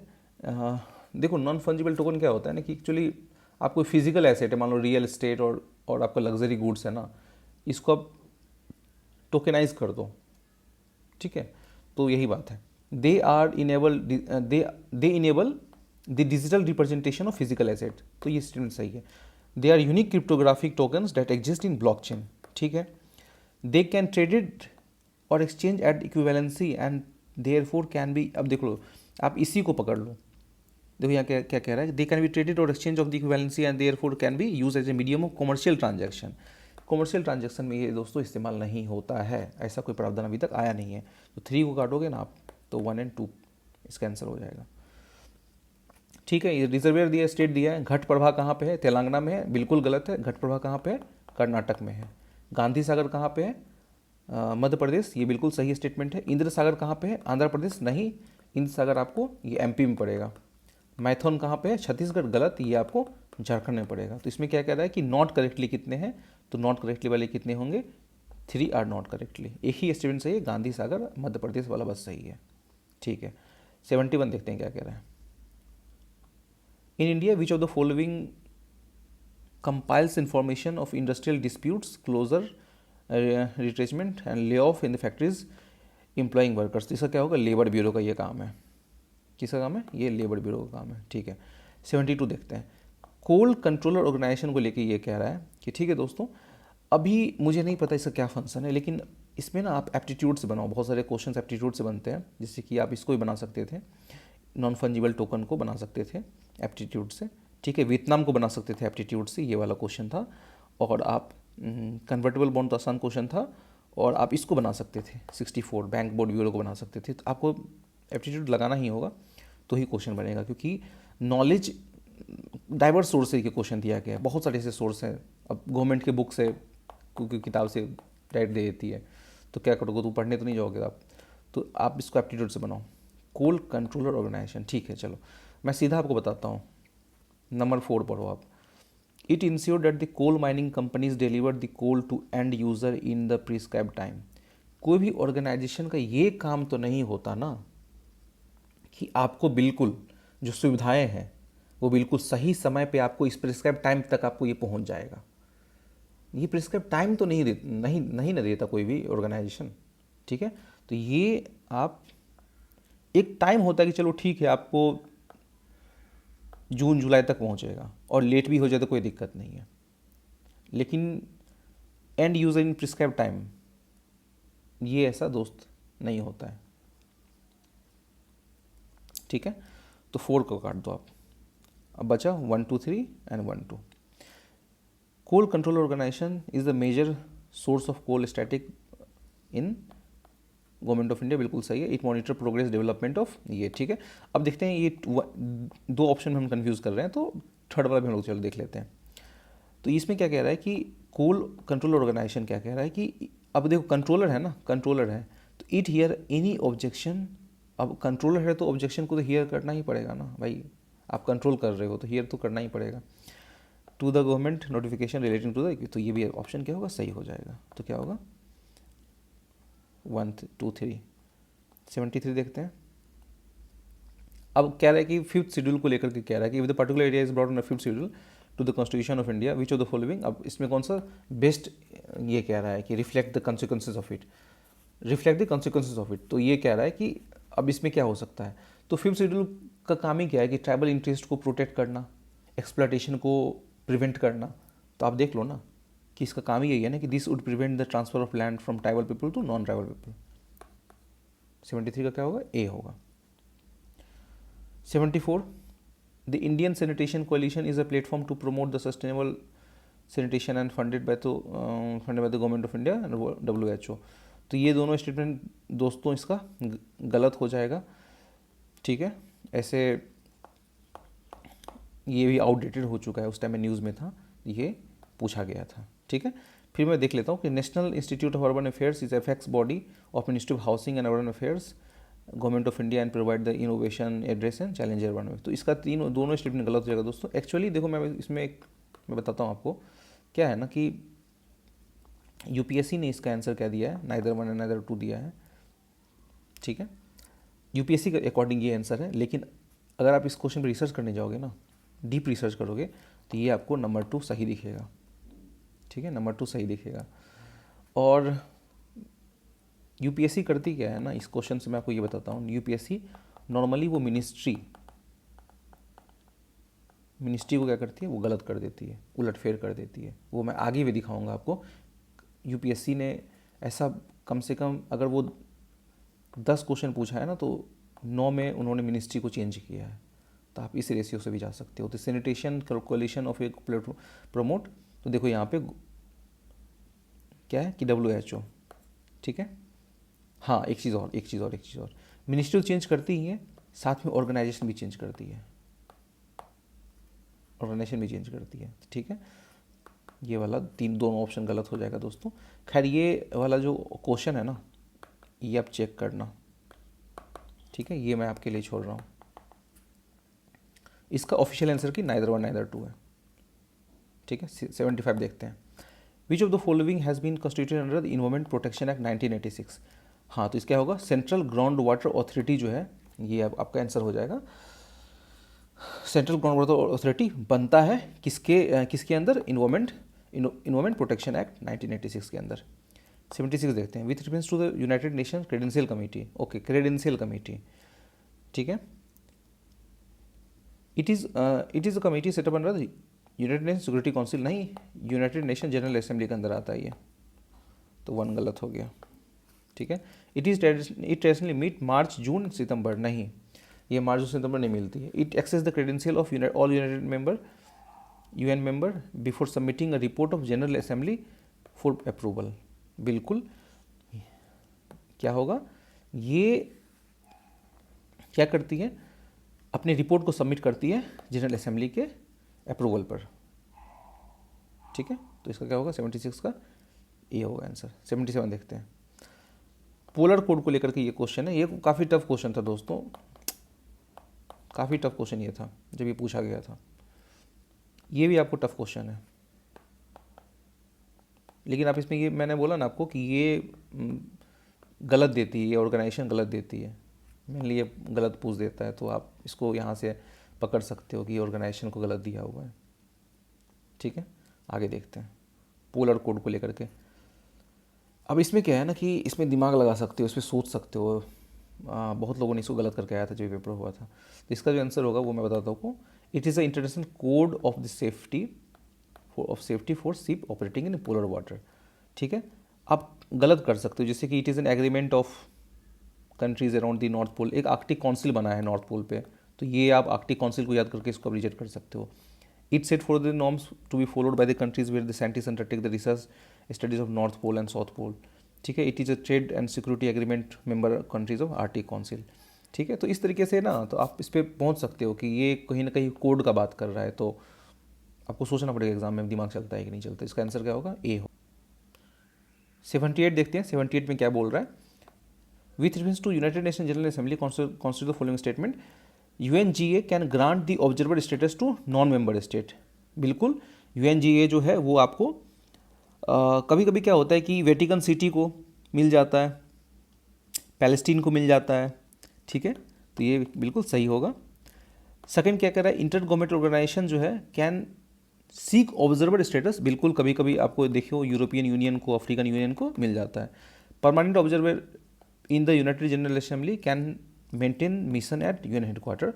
तो बिल्कुल ये स्टेटमेंट सही है, तीनों स्टेटमेंट सही है। 79 टी बोर्ड को लेकर के क्या कह रहा है, आप देख लो दोस्तों। इसमें क्या कह रहा है कि आप ना, आपको नहीं भी नॉलेज है बना सकते हो। कैसे कि हाँ, मैंने क्या बोला था यहाँ पे, याद है आपको, मिनिस्ट्री गलत देता है। ठीक है, चलो काट दूँ इसको। ठीक है, 2 कटेगा। Tea board head office is in Bengaluru. ठीक है, ये भी काटो। कहाँ पे, कोलकाता। 3 कटेगा, आंसर क्या होगा 14। स्टेचुरी बॉडी है और दुबई और मॉस्को में ओवरसीज ऑफिस है। ठीक है दोस्तों, इस तरीके से आपको बनाना है क्वेश्चन को, अगर नॉलेज नहीं है तो। लास्ट देख लेते हैं, ग्रीन वॉशिंग को लेकर के क्या कह रहा है। ग्रीन वॉशिंग क्या है दोस्तों कि मान लो कि कंज्यूमर को कोई प्रोडक्ट बेचना है ना, तो आप उसमें ये कह रहे हो कि एक फ्रॉड, आप मतलब कि आप गलत आइडिया दे रहे हो उसके साथ, गलत गलत क्या दे रहे हो कि हाँ हमारा प्रोडक्ट ऐसा है वैसा है। तो ग्रीन वॉशिंग का कॉन्सेप्ट ही ये है कि उसमें क्या है कि आप कह देते हो कि हमारा जो प्रोडक्ट है वो बहुत इको फ्रेंडली है, बिल्कुल कार्बन एमिट नहीं करता है। तो इस तरीके से ये जो कॉन्सेप्ट है ना, ये ग्रीन वॉशिंग का है। तो conveying a false impression that a company product are eco friendly and environmentally sound. तो इसका क्या होगा, 80 का ये होगा। मैंने आपको एक चीज़ बताया था, आज 20 लेक्चर है, जो लोग फॉलो कर रहे होंगे उनको पता होगा कि आपके पास अगर 4 ऑप्शन आ जाए तो आप ये समझो ओनली 1 पेयर, ओनली 2 पेयर में इसका आंसर ओनली 2 पेयर होगा। अगर 5 ऑप्शन आ जाए तो इसमें क्या होगा, 3 होगा। तो चलिए आज देखते हैं ये चीज़ अप्लाई होता है या नहीं होता है। ठीक है, चलिए क्वेश्चन देखते हैं कौन सा है। 88, ठीक है, मार देते हैं ओनली 2 पेयर। ठीक है, क्वेश्चन नहीं देखना है, सिर्फ आंसर आप ये देखो सिर्फ। 87 4 आया है, ओनली 2 पेयर मारो। 91 4 आया है, ओनली 2 पेयर मारो। 92 4 आया है, ओनली 2 पेयर मारो। और कोई है क्या, देखो ज़रा। 100 ये 4 आया है, इसमें भी क्या होगा, सिर्फ 2 ऑप्शन होगा। ठीक है दोस्तों, तो ये मैंने आपको बताया था पहले, जो लोग फॉलो कर रहे हैं उसको, इस सीरीज को। तो देखते हैं कितने सही हैं इसमें। 88 अकॉर्डिंग टू यूपीएससी आंसर की, ये बिल्कुल सही है। 87 अकॉर्डिंग टू यूपीएससी आंसर की, ये हमारा गलत हो गया, ये हमारा गलत हो गया। 91 ये बिल्कुल सही है, यूपीएससी आंसर की से। 92 ओनली 2 पे, ये भी बिल्कुल सही है। और 100 2 मारना था, आप इसमें देखो 1 2 3 ओनली 4 1 1 3 4, इसका आंसर क्या होगा ओनली 2। ठीक है, आप देखो 1 2 3, ठीक है, ये गलत हो गया। 4 4 4 आउट ऑफ 5 आ गया, मतलब 5 क्वेश्चन आपने आंख बंद करके मारा ये इस तरीके से, तो कितना सही हुआ आपका? 4 सही हुआ, एक्यूरेसी 80%। तो ये चीज़ आपको ध्यान रखना पड़ेगा। अब तो आपको थोड़ा एप्टीट्यूड लगाना ही पड़ेगा, क्योंकि यूपीएससी जो है वो 50% नॉलेज एंड 50% एप्टीट्यूड का गेम है, तो आपको ये बात ध्यान में रखना होगा। चलिए ठीक है, डिस्कस करते हैं 81 क्वेश्चन से डिस्कस करते हैं। क्या कह रहा है? High clouds primarily reflect solar radiation and cool the surface of the earth. Okay, low cloud have the higher absorption of infrared radiation emanating from the earth's surface and thus cause a warming effect. नहीं दोस्तों, ये देखिए flip किया हुआ sentence है। High cloud की वजह से यहाँ लो क्लाउड होगा और यहाँ पे हाई क्लाउड होगा। ठीक है, देखिए हाई क्लाउड क्या होता है ना, ये काफ़ी थिन होता है, तो ये सोलर रेडिएशन को आने देता है, बट जो आउटगोइंग रेडिएशन होती है लॉन्ग वेव उसको ट्रैप कर लेता है। और लो क्लाउड क्या होता है, ये काफ़ी ठीक होता है, ये सोलर रेडिएशन आने नहीं देता। ठीक है, बल्कि ये भी ट्रैप करता है, लेकिन नेट जो ये इसका इफेक्ट होता है ये कूलिंग इफेक्ट देता है, और हाई क्लाउड ये वार्मिंग इफेक्ट देता है। तो आप देख लीजिए, हाई क्लाउड कूलिंग इफेक्ट दे रहा है, नहीं, हाई क्लाउड वार्मिंग इफेक्ट देता है, और लो क्लाउड ये सारी हीट को रोक लिया है, तो ये कूलिंग इफेक्ट देगा। ये क्या दे रहा है? Cause warming effect. ये गलत हो गया, तो इसका आंसर क्या होगा? Neither 1 neither 2। 82 देखते हैं। BDBD is a large refugee settlement in north west Kenya. Okay, Kenya कोई और, मतलब कोई और देश भी तो हो सकता है, मान लो कि ये यूपीएससी खेल सकती है, तो यहाँ पे हम सतर्क रहेंगे। ठीक है, some people who fled from South Sudan civil war lived in BDBD। ठीक है, some people who fled from civil war in Somalia live in Dadaab refuge. अब देखो यहाँ पे मैंने बताया था ना, सम पीपल आ जाए, ये बिल्कुल इसका 99% केस में ये स्टेटमेंट सही होता है। ये भी एक एप्टीट्यूड जो आपको इससे पहले पढ़ाया गया है। ठीक है, यहाँ पे केनिया नहीं होगा, यूपीएससी फिर से खेली है, यहाँ क्या होगा? युगांडा होगा। ठीक है, तो चलिए इसका आंसर क्या होगा? 2 3। 83 तुर्की स्टेट। ठीक है, अर्मेनिया एक क्रिश्चियन देश है। आप इसमें ऐसे समझ लो ना, तुर्की के स्टेट वो स्टेट होते हैं जहाँ पे टर्किश लैंग्वेज बोले जाते हैं, और टर्किश लैंग्वेज बोलने वाले मेनली वो मुस्लिम स्टेट्स होंगे। तो जो क्रिश्चियन स्टेट है उसको अलग कर लो आप। अर्मेनिया क्रिश्चियन स्टेट, क्रोशिया और रोमानिया क्रिश्चियन स्टेट, बचे कौन से? अजरबैजान और उज्बेकिस्तान। तो आंसर कौन सा होगा? 2 5। ठीक है, इस तरीके से आप इस क्वेश्चन को बना सकते हो। अब देखते हैं 84 पे आते हैं। 84 ये कह रहा है कि Gujarat has the largest solar park in India. Gujarat के पास लार्जेस्ट सोलर पार्क है। कितना सही सीधा साधा स्टेटमेंट है, गुजरात है या फिर कोई और? ये गलत हो गया, राजस्थान के पास है, राजस्थान के पास है। और भदला सोलर पार्क जो है ये आपको लार्जेस्ट सोलर पार्क है इंडिया का। Kerala has fully solar powered international airport. बिल्कुल ये स्टेटमेंट सही है, केरल के पास है अभी। कोचीन एयरपोर्ट जो है वो हाल में बना है। Goa has the largest floating solar photovoltaic project in India. नहीं, गोवा नहीं है, बल्कि ये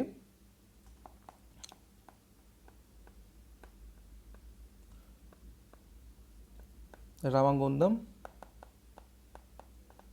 फ्लोटिंग सोलर प्रोजेक्ट कहाँ पे? तेलंगाना में। ये कहाँ होगा? तेलंगाना। ठीक है, इसका क्या आंसर? ओनली 2। 85 देखते हैं। With reference to UN clause. ओके, इसमें कौन सा स्टेटमेंट सही है? Coastal state has right to establish कहाँ पे? Territorial sea up to exceeding 12 nautical miles. ठीक है, मतलब कोस्टल स्टेट के पास है वो राइट है कि वो बेस लाइन से वो 12 नॉटिकल माइल्स तक वो अपने टेरिटोरियल एक्सटेंड करती है। ठीक है, जैसे इंडिया मान लो तो 12 नॉटिकल माइल्स ये हो गया। ठीक है, ships of all the state whether coastal और landlocked enjoy the right to innocent passage through the territorial sea. हाँ, right to innocent passage through territorial sea ये अलाउड है, ये अलाउड है, और ये भी स्टेटमेंट आपको सही होगा। एक्सक्लूसिव इकोनॉमिक जोन जो है वो आपको 200 नॉटिकल माइल तक होता है। ज्योग्राफी में ये बेसिक कॉन्सेप्ट है। कहाँ पे? बेस लाइन से 200 नॉटिकल माइल, और टेरिटोरियल कहाँ तक होता है? 12 नॉटिकल माइल तक। तो यही कह रहा है कि exclusive zone 200 nautical mile from base line which is breath of the territorial sea is measure. ठीक है, जहाँ पे आपको, जहाँ से आपको territorial sea measure, territorial sea कहाँ से मेजर होता है? बेस लाइन से। और एक्सक्लूसिव इकोनॉमिक जोन ये भी बेस लाइन से। तो क्या होगा इसका आंसर? 1 2 3। ठीक है, 86 देखते हैं। सेनकाकू आइलैंड, ये काफ़ी न्यूज़ में था। चाइना और जापान के बीच में कॉन्फ्लिक्ट सेनकाकू आइलैंड को लेकर के ही था। दोनों इस आइलैंड पे अपना जो है वो हक जमा रहे थे कि हमारी ये आइलैंड है, हमारी आइलैंड। तो क्या होगा इसका best answer? China and Japan engage in maritime dispute over the island in East China Sea. और बाकी जो है वो आपको मिसलीड करने के लिए है कि यहाँ पे आपको अमेरिकन मिलिट्री बेस है। ठीक है, फिर आपको यहाँ पे आईसीजे जो है वो डिक्लेयर किया है यहाँ पे नो मैंस लैंड, ऐसा कुछ भी नहीं है, ये बस मिसलीड करने के लिए है। 87, इसमें क्या ही बताऊँ, इसका आंसर तो आ ही गया। अब इसमें ये पुराना न्यूज़ में था तो इसको छोड़ देते हैं। ये जगह का नाम है, तो इसका भी आंसर भी आ गया, बिल्कुल सही है। हाँ, इसमें क्या था, इसमें इसका आंसर क्या था? 87 का, 87 का ओनली 1 सही था, इसका आंसर ओनली 3 होगा। और ये तीनों सही है अपना, सिर्फ ये गलत है, चैट गलत है। क्या गलत है? चैट वाला, ये वाला क्वेश्चन है वो गलत हो गया। ठीक है, ओके। इसमें क्या है? ये सही है, ये सही है, ये गलत है और ये गलत है। कैटालोनिया ये स्पेन में पड़ता है, और कैबो डेलगाडो ये आपको मेडागास्कर में पड़ता है, सॉरी मोजाम्बिक में पड़ता है ये। ठीक है, 89 देखते हैं। With reference to Indian laws about the wild life protection, अब देखते हैं। अब इसमें कह रहा है कि अब वाइल्ड लाइफ प्रोटेक्शन को लेकर कौन सा स्टेटमेंट सही है? Wild animals are sole property of government. Wild animal जो है गवर्नमेंट की सोल प्रॉपर्टी है। कितने एक्सट्रीम स्टेटमेंट दोस्तों। गवर्नमेंट की सोल प्रॉपर्टी वही है, कोई वाइल्ड एनिमल की डेथ हो गई है, या फिर आप ये समझ लो कि किसी का शिकार हो गया है, कोई पकड़ा गया है, तो फिर वहाँ पे गवर्नमेंट एक्शन लेती है, वो सोल प्रॉपर्टी गवर्नमेंट की हो जाती है। लेकिन कोई भी वाइल्ड एनिमल है, मान लो वो आराम से फॉरेस्ट में मूव कर रहा है, टहल रहा है, खा पी रहा है, अपनी ज़िंदगी जी रहा है, तो क्या वो गवर्नमेंट की सोल प्रॉपर्टी होगी? नहीं, वो नहीं होगी। तो 1 काट दो ना, 2 और 3 बचे। When wild animal is declared protected, such animal is entitled for the equal protection whether it is found in protected area। बिल्कुल, वाइल्ड एनिमल जो प्रोटेक्टेड डिक्लेयर हो गया, चाहे वो आपको सर्कस का शेर हो या फिर जंगल का शेर हो, उसको प्रोटेक्शन मिलना चाहिए। और अगर आप यहाँ भी सर्कस के शेर को मारोगे, वहाँ भी अगर मार दोगे, आपको इक्वल सजा होगी। तो बिल्कुल ये सही होगा statement. Apprehension of protected wild animal becoming danger to human life is sufficient ground for its capture and killing. अच्छा, कितना एक्सट्रीम स्टेटमेंट दोस्तों। मतलब ये कह रहा है कि अगर किसी वाइल्ड एनिमल से आपको डर है, डेंजर है, मतलब कोई वाइल्ड एनिमल से ह्यूमन लाइफ को डेंजर है, और अगर डेंजर है तो आप उस वाइल्ड एनिमल को कैप्चर करके मार सकते हो। मतलब कि danger to human life is sufficient ground, मतलब डेंजर है तो वो मतलब सफिशिएंट ग्राउंड है कैप्चर करने के लिए और मारने के लिए। ये गलत है। आपको लायन से भी तो डेंजर है, टाइगर से भी तो डेंजर है, कितने वाइल्ड एनिमल से डेंजर है हमें, लेकिन क्या हम उसको मार सकते हैं? क्या नहीं मार सकते हैं। बिल्कुल, सरकार पकड़ के चल जाएगी, आपको जेल में डाल देगी। तो ये 3 स्टेटमेंट तो एक्सट्रीम हो गया, गलत हो गया। तो क्या होगा? 2 होगा। 90 देखते हैं। इसमें ये कह रहा है कि which of the following well known for cultivator of fungi. ठीक है, तो क्या होगा? एंट होगा इसका। ठीक है, देख लो फिर से क्वेश्चन ये वाला। Certain species which of the following organism are well known cultivation of fungi. तो क्या होगा इसका? एंट होगा। Ant is well known cultivator of fungi है। ठीक है, अब देखते हैं ये वाला। इसका तो बिल्कुल सही है। धौली उड़ीसा, ये बिल्कुल सही है। ईरागुडी आंध्र प्रदेश, ये भी सही है। जौगदा मध्य प्रदेश, जौगदा मध्य प्रदेश में नहीं है दोस्तों, जौगदा आपको पड़ेगा उड़ीसा में। कलसी कर्नाटक, नहीं कर्नाटक नहीं होगा, कलसी आपको पड़ेगा देहरादून में। ठीक है, तो ये आपको क्या होगा? 1 2। ठीक है, 92 नानुक चंदेल, जया भुक्ति परमार, नागभट्ट, गुर्जर प्रतिहार, भोज, राष्ट्रकूट। तो इसका भी स्टेटमेंट हम लोगों ने सही मारा है। 4 है तो 2 मारो, 5 है तो 3 मारो। तो ये 90% केस में हिट होगा ही होगा। ये तो स्लोगन है हमारे इस सीरीज़ का। तो सॉरी, जया शक्ति ना, जया शक्ति परमार में नहीं होगा। जया शक्ति क्या होगा? चंदेल का है। और भोज जो है राष्ट्रकूट का नहीं है, भोज क्या है? परमार का है। तो क्या होगा? सिर्फ नानुक और नागभट्ट ही सही होंगे। 93 देखते हैं। अब इसमें कह रहा है कि संगम लिटरेचर को लेके कौन सा स्टेटमेंट सही है। तो Sangam poems are devoid of any reference of material. अच्छा, कोई भी मटेरियल, अब संगम पोएम्स में कोई भी मटेरियल कल्चर का रेफरेंस नहीं लिया गया होगा, कितना एक्सट्रीम है। डेफिनेटली इतने पोएम्स लिखे गए हैं संगम एरा में, डेफिनेटली किसी न किसी में तो होगा। Social classification of varna was known to the Sangam poets. अच्छा, सोशल क्लास वर्ण का सोशल क्लासिफिकेशन जो होगा वो संगम पोइट्स के लिए नोन होगा, तो ये हो सकता है। Sangam poems have no reference to warrior ethic extreme.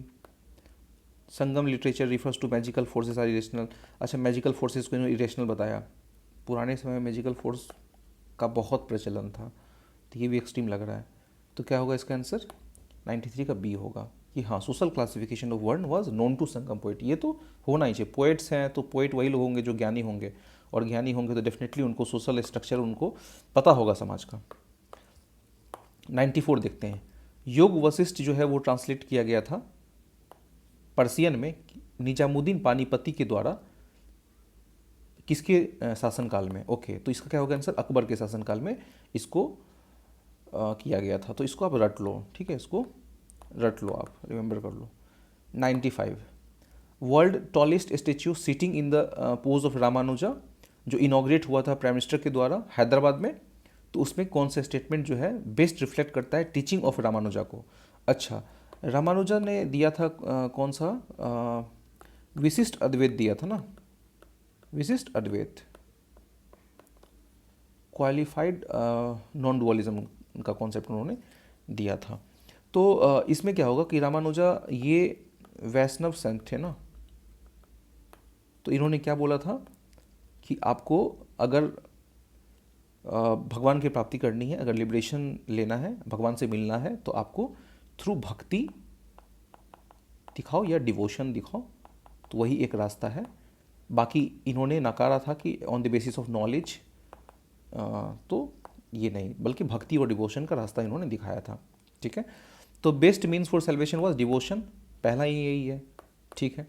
Veda are eternal, नहीं ये नहीं, वेद आर इटर्नल सेल्फ एक्सटेंड ये नहीं होगा। फिर बाकी का तो लॉजिकल आर्गूमेंट ये नहीं होगा, सेल्वेशन थ्रू मेडिटेशन ये भी नहीं होगा, तो ये ठीक है। भक्ति मूवमेंट, सूफी मूवमेंट बहुत, सॉरी भक्ति मूवमेंट स्पेशली बहुत इंपॉर्टेंट है। 96 देखते हैं। प्राइम मिनिस्टर अभी हाल में इनॉग्रेट किया था उन्होंने circuit house near Somnath temple at Veraval. तो अब इसमें सोमनाथ टेम्पल को लेकर के कौन सा स्टेटमेंट सही है? Somnath temple is one of the Jyotirlinga shrine, ठीक है। कितने ज्योतिर्लिंग है दोस्तों? 12 है ना, ठीक है। तो ये भी आता है, सोमनाथ भी आता है। Description of Somnath temple was given by Al Biruni. Al Biruni approximately आपको 1000 AD के आसपास ये आपको दिखेंगे ना, हाँ मेरे ख्याल से ऐसे इधर ही दिखते हैं। तो आप अल बिरूनी से आप ऐसा कर सकते हो कि हाँ ये मे बी इन्होंने किताब लिखा था, किताबुल हिंद ना, तो उस समय में ये डिस्क्रिप्शन लिख सकते हैं अपने बुक में सोमनाथ के बारे में, तो ये आप ले सकते हो, हाँ इसका चांस है सही होने का, ठीक है। प्राण प्रतिष्ठा of Somnath temple was done by president S Radhakrishnan. अच्छा, ये एस राधाकृष्णन थे या फिर राजेंद्र प्रसाद थे या फिर जवाहरलाल नेहरू थे, कौन थे? यहाँ पे ये यूपीएससी टैप खेल सकती है, तो यहाँ पे आप सतर्क रहना। तो इसका स्टेटमेंट क्या होगा? आंसर क्या होगा? 1-2 होगा। एस राधाकृष्णन नहीं होंगे, राजेंद्र प्रसाद थे, ठीक है। 97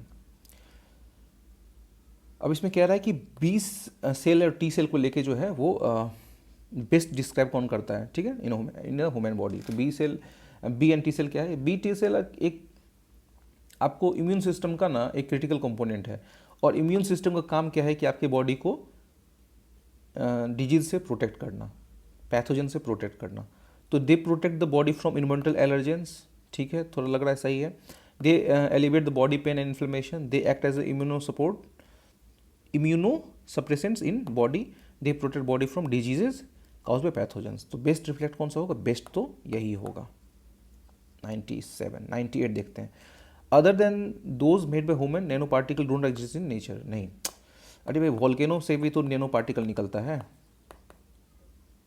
तो अब ये कह रहा है कि वही नैनो पार्टिकल एग्जिस्ट करते हैं नेचर में जो इंसान ने बनाया है, नहीं। वोल्केनो जो है हमारे नेचर से प्रोवाइड होता है, तो उस वोल्केनो से भी जो है नैनो पार्टिकल निकलता है। नैनो पार्टिकल तो 1 काट दो ना, 1 कटेगा 1 कटेगा, 3 एंड 2 3, 2 ही देखते हैं डायरेक्ट ना, तो 3 तो सही ही होगा। Nano particle are of some metallic oxides are used in manufacture of some cosmetic. बिल्कुल भाई, नैनो पार्टिकल कह रहा है ना कि इसका काम इसमें कर सकते हैं, उसका काम उसमें कर सकते हैं, इतने से हम लोग डिस्कस करते हुए आ रहे हैं, तो वो सही होता ही होता है। तो इसमें कह रहा है कि नैनो पार्टिकल जो है वो आपको कुछ कॉस्मेटिक्स बनाने में ये मतलब कि इनकी जरूरत मतलब ये यूज़ किया जाता है, तो ये स्टेटमेंट सही होगा। Nano particle of some commercial product which enter the environment are unsafe for the human.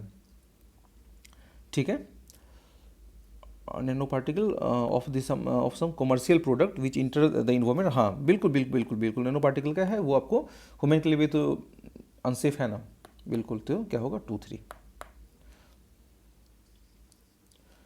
DNA barcoding को लेकर के यहाँ सवाल है, access the age of plant animal. नहीं, प्लांट देखिए डीएनए से ना हमको एज पता नहीं चलता है, तो इस बात को आप ध्यान रखिएगा। एज पता चलता है तो आपको कार्बन डेटिंग कर लो, डेंड्रोक्रोनोलॉजी कर लो, ठीक है, तो ये गलत करो, 1 एंड 1 कटेगा, ये कटेगा। ठीक है बच्चे, 3 तो सही है, 2 देख लेते हैं। Distinguish among species that look alike. ठीक है, जो मतलब कि डिस्टिंग्विश कर पाता है ना स्पेसीज को, जो अलग अलग दिखते हैं, तो डीएनए से ही पता चलता है, ये तो बिल्कुल सही है। आइडेंटिफाई द अनडिजायरेबल एनिमल और plant material in process foods. ठीक है, जैसे मान लो कि अब आइडेंटिफाई करता है, जैसे मान लो कि आपने फिश प्रोडक्ट खरीदा है और फिश प्रोडक्ट में मतलब कि किसी और फिश मतलब जो फिश उसमें प्रिस्क्राइब होना चाहिए ना, वो किसी और फिश का उसने इस्तेमाल कर लिया है। हर्बल प्रोडक्ट में किसी और प्लांट स्पीसीज का उसने इस्तेमाल कर लिया, उसका चेक कैसे होगा? डीएनए से ही चेक होगा। तो ठीक है, तो वो क्या होगा इसका आंसर? 2 3। अब इसमें क्या एसिड रेन में सिंपल नाइट्रोजन ऑक्साइड और सल्फर डाइऑक्साइड, ये तो आसान क्वेश्चन था, एनसीईआरटी का सवाल है। ठीक है दोस्तों, तो सक्सेसफुली हम लोगों ने 2022 को कवर कर लिया है। ठीक है, अब हम लोग करेंगे मूव 2021 की तरफ। Thank you so much.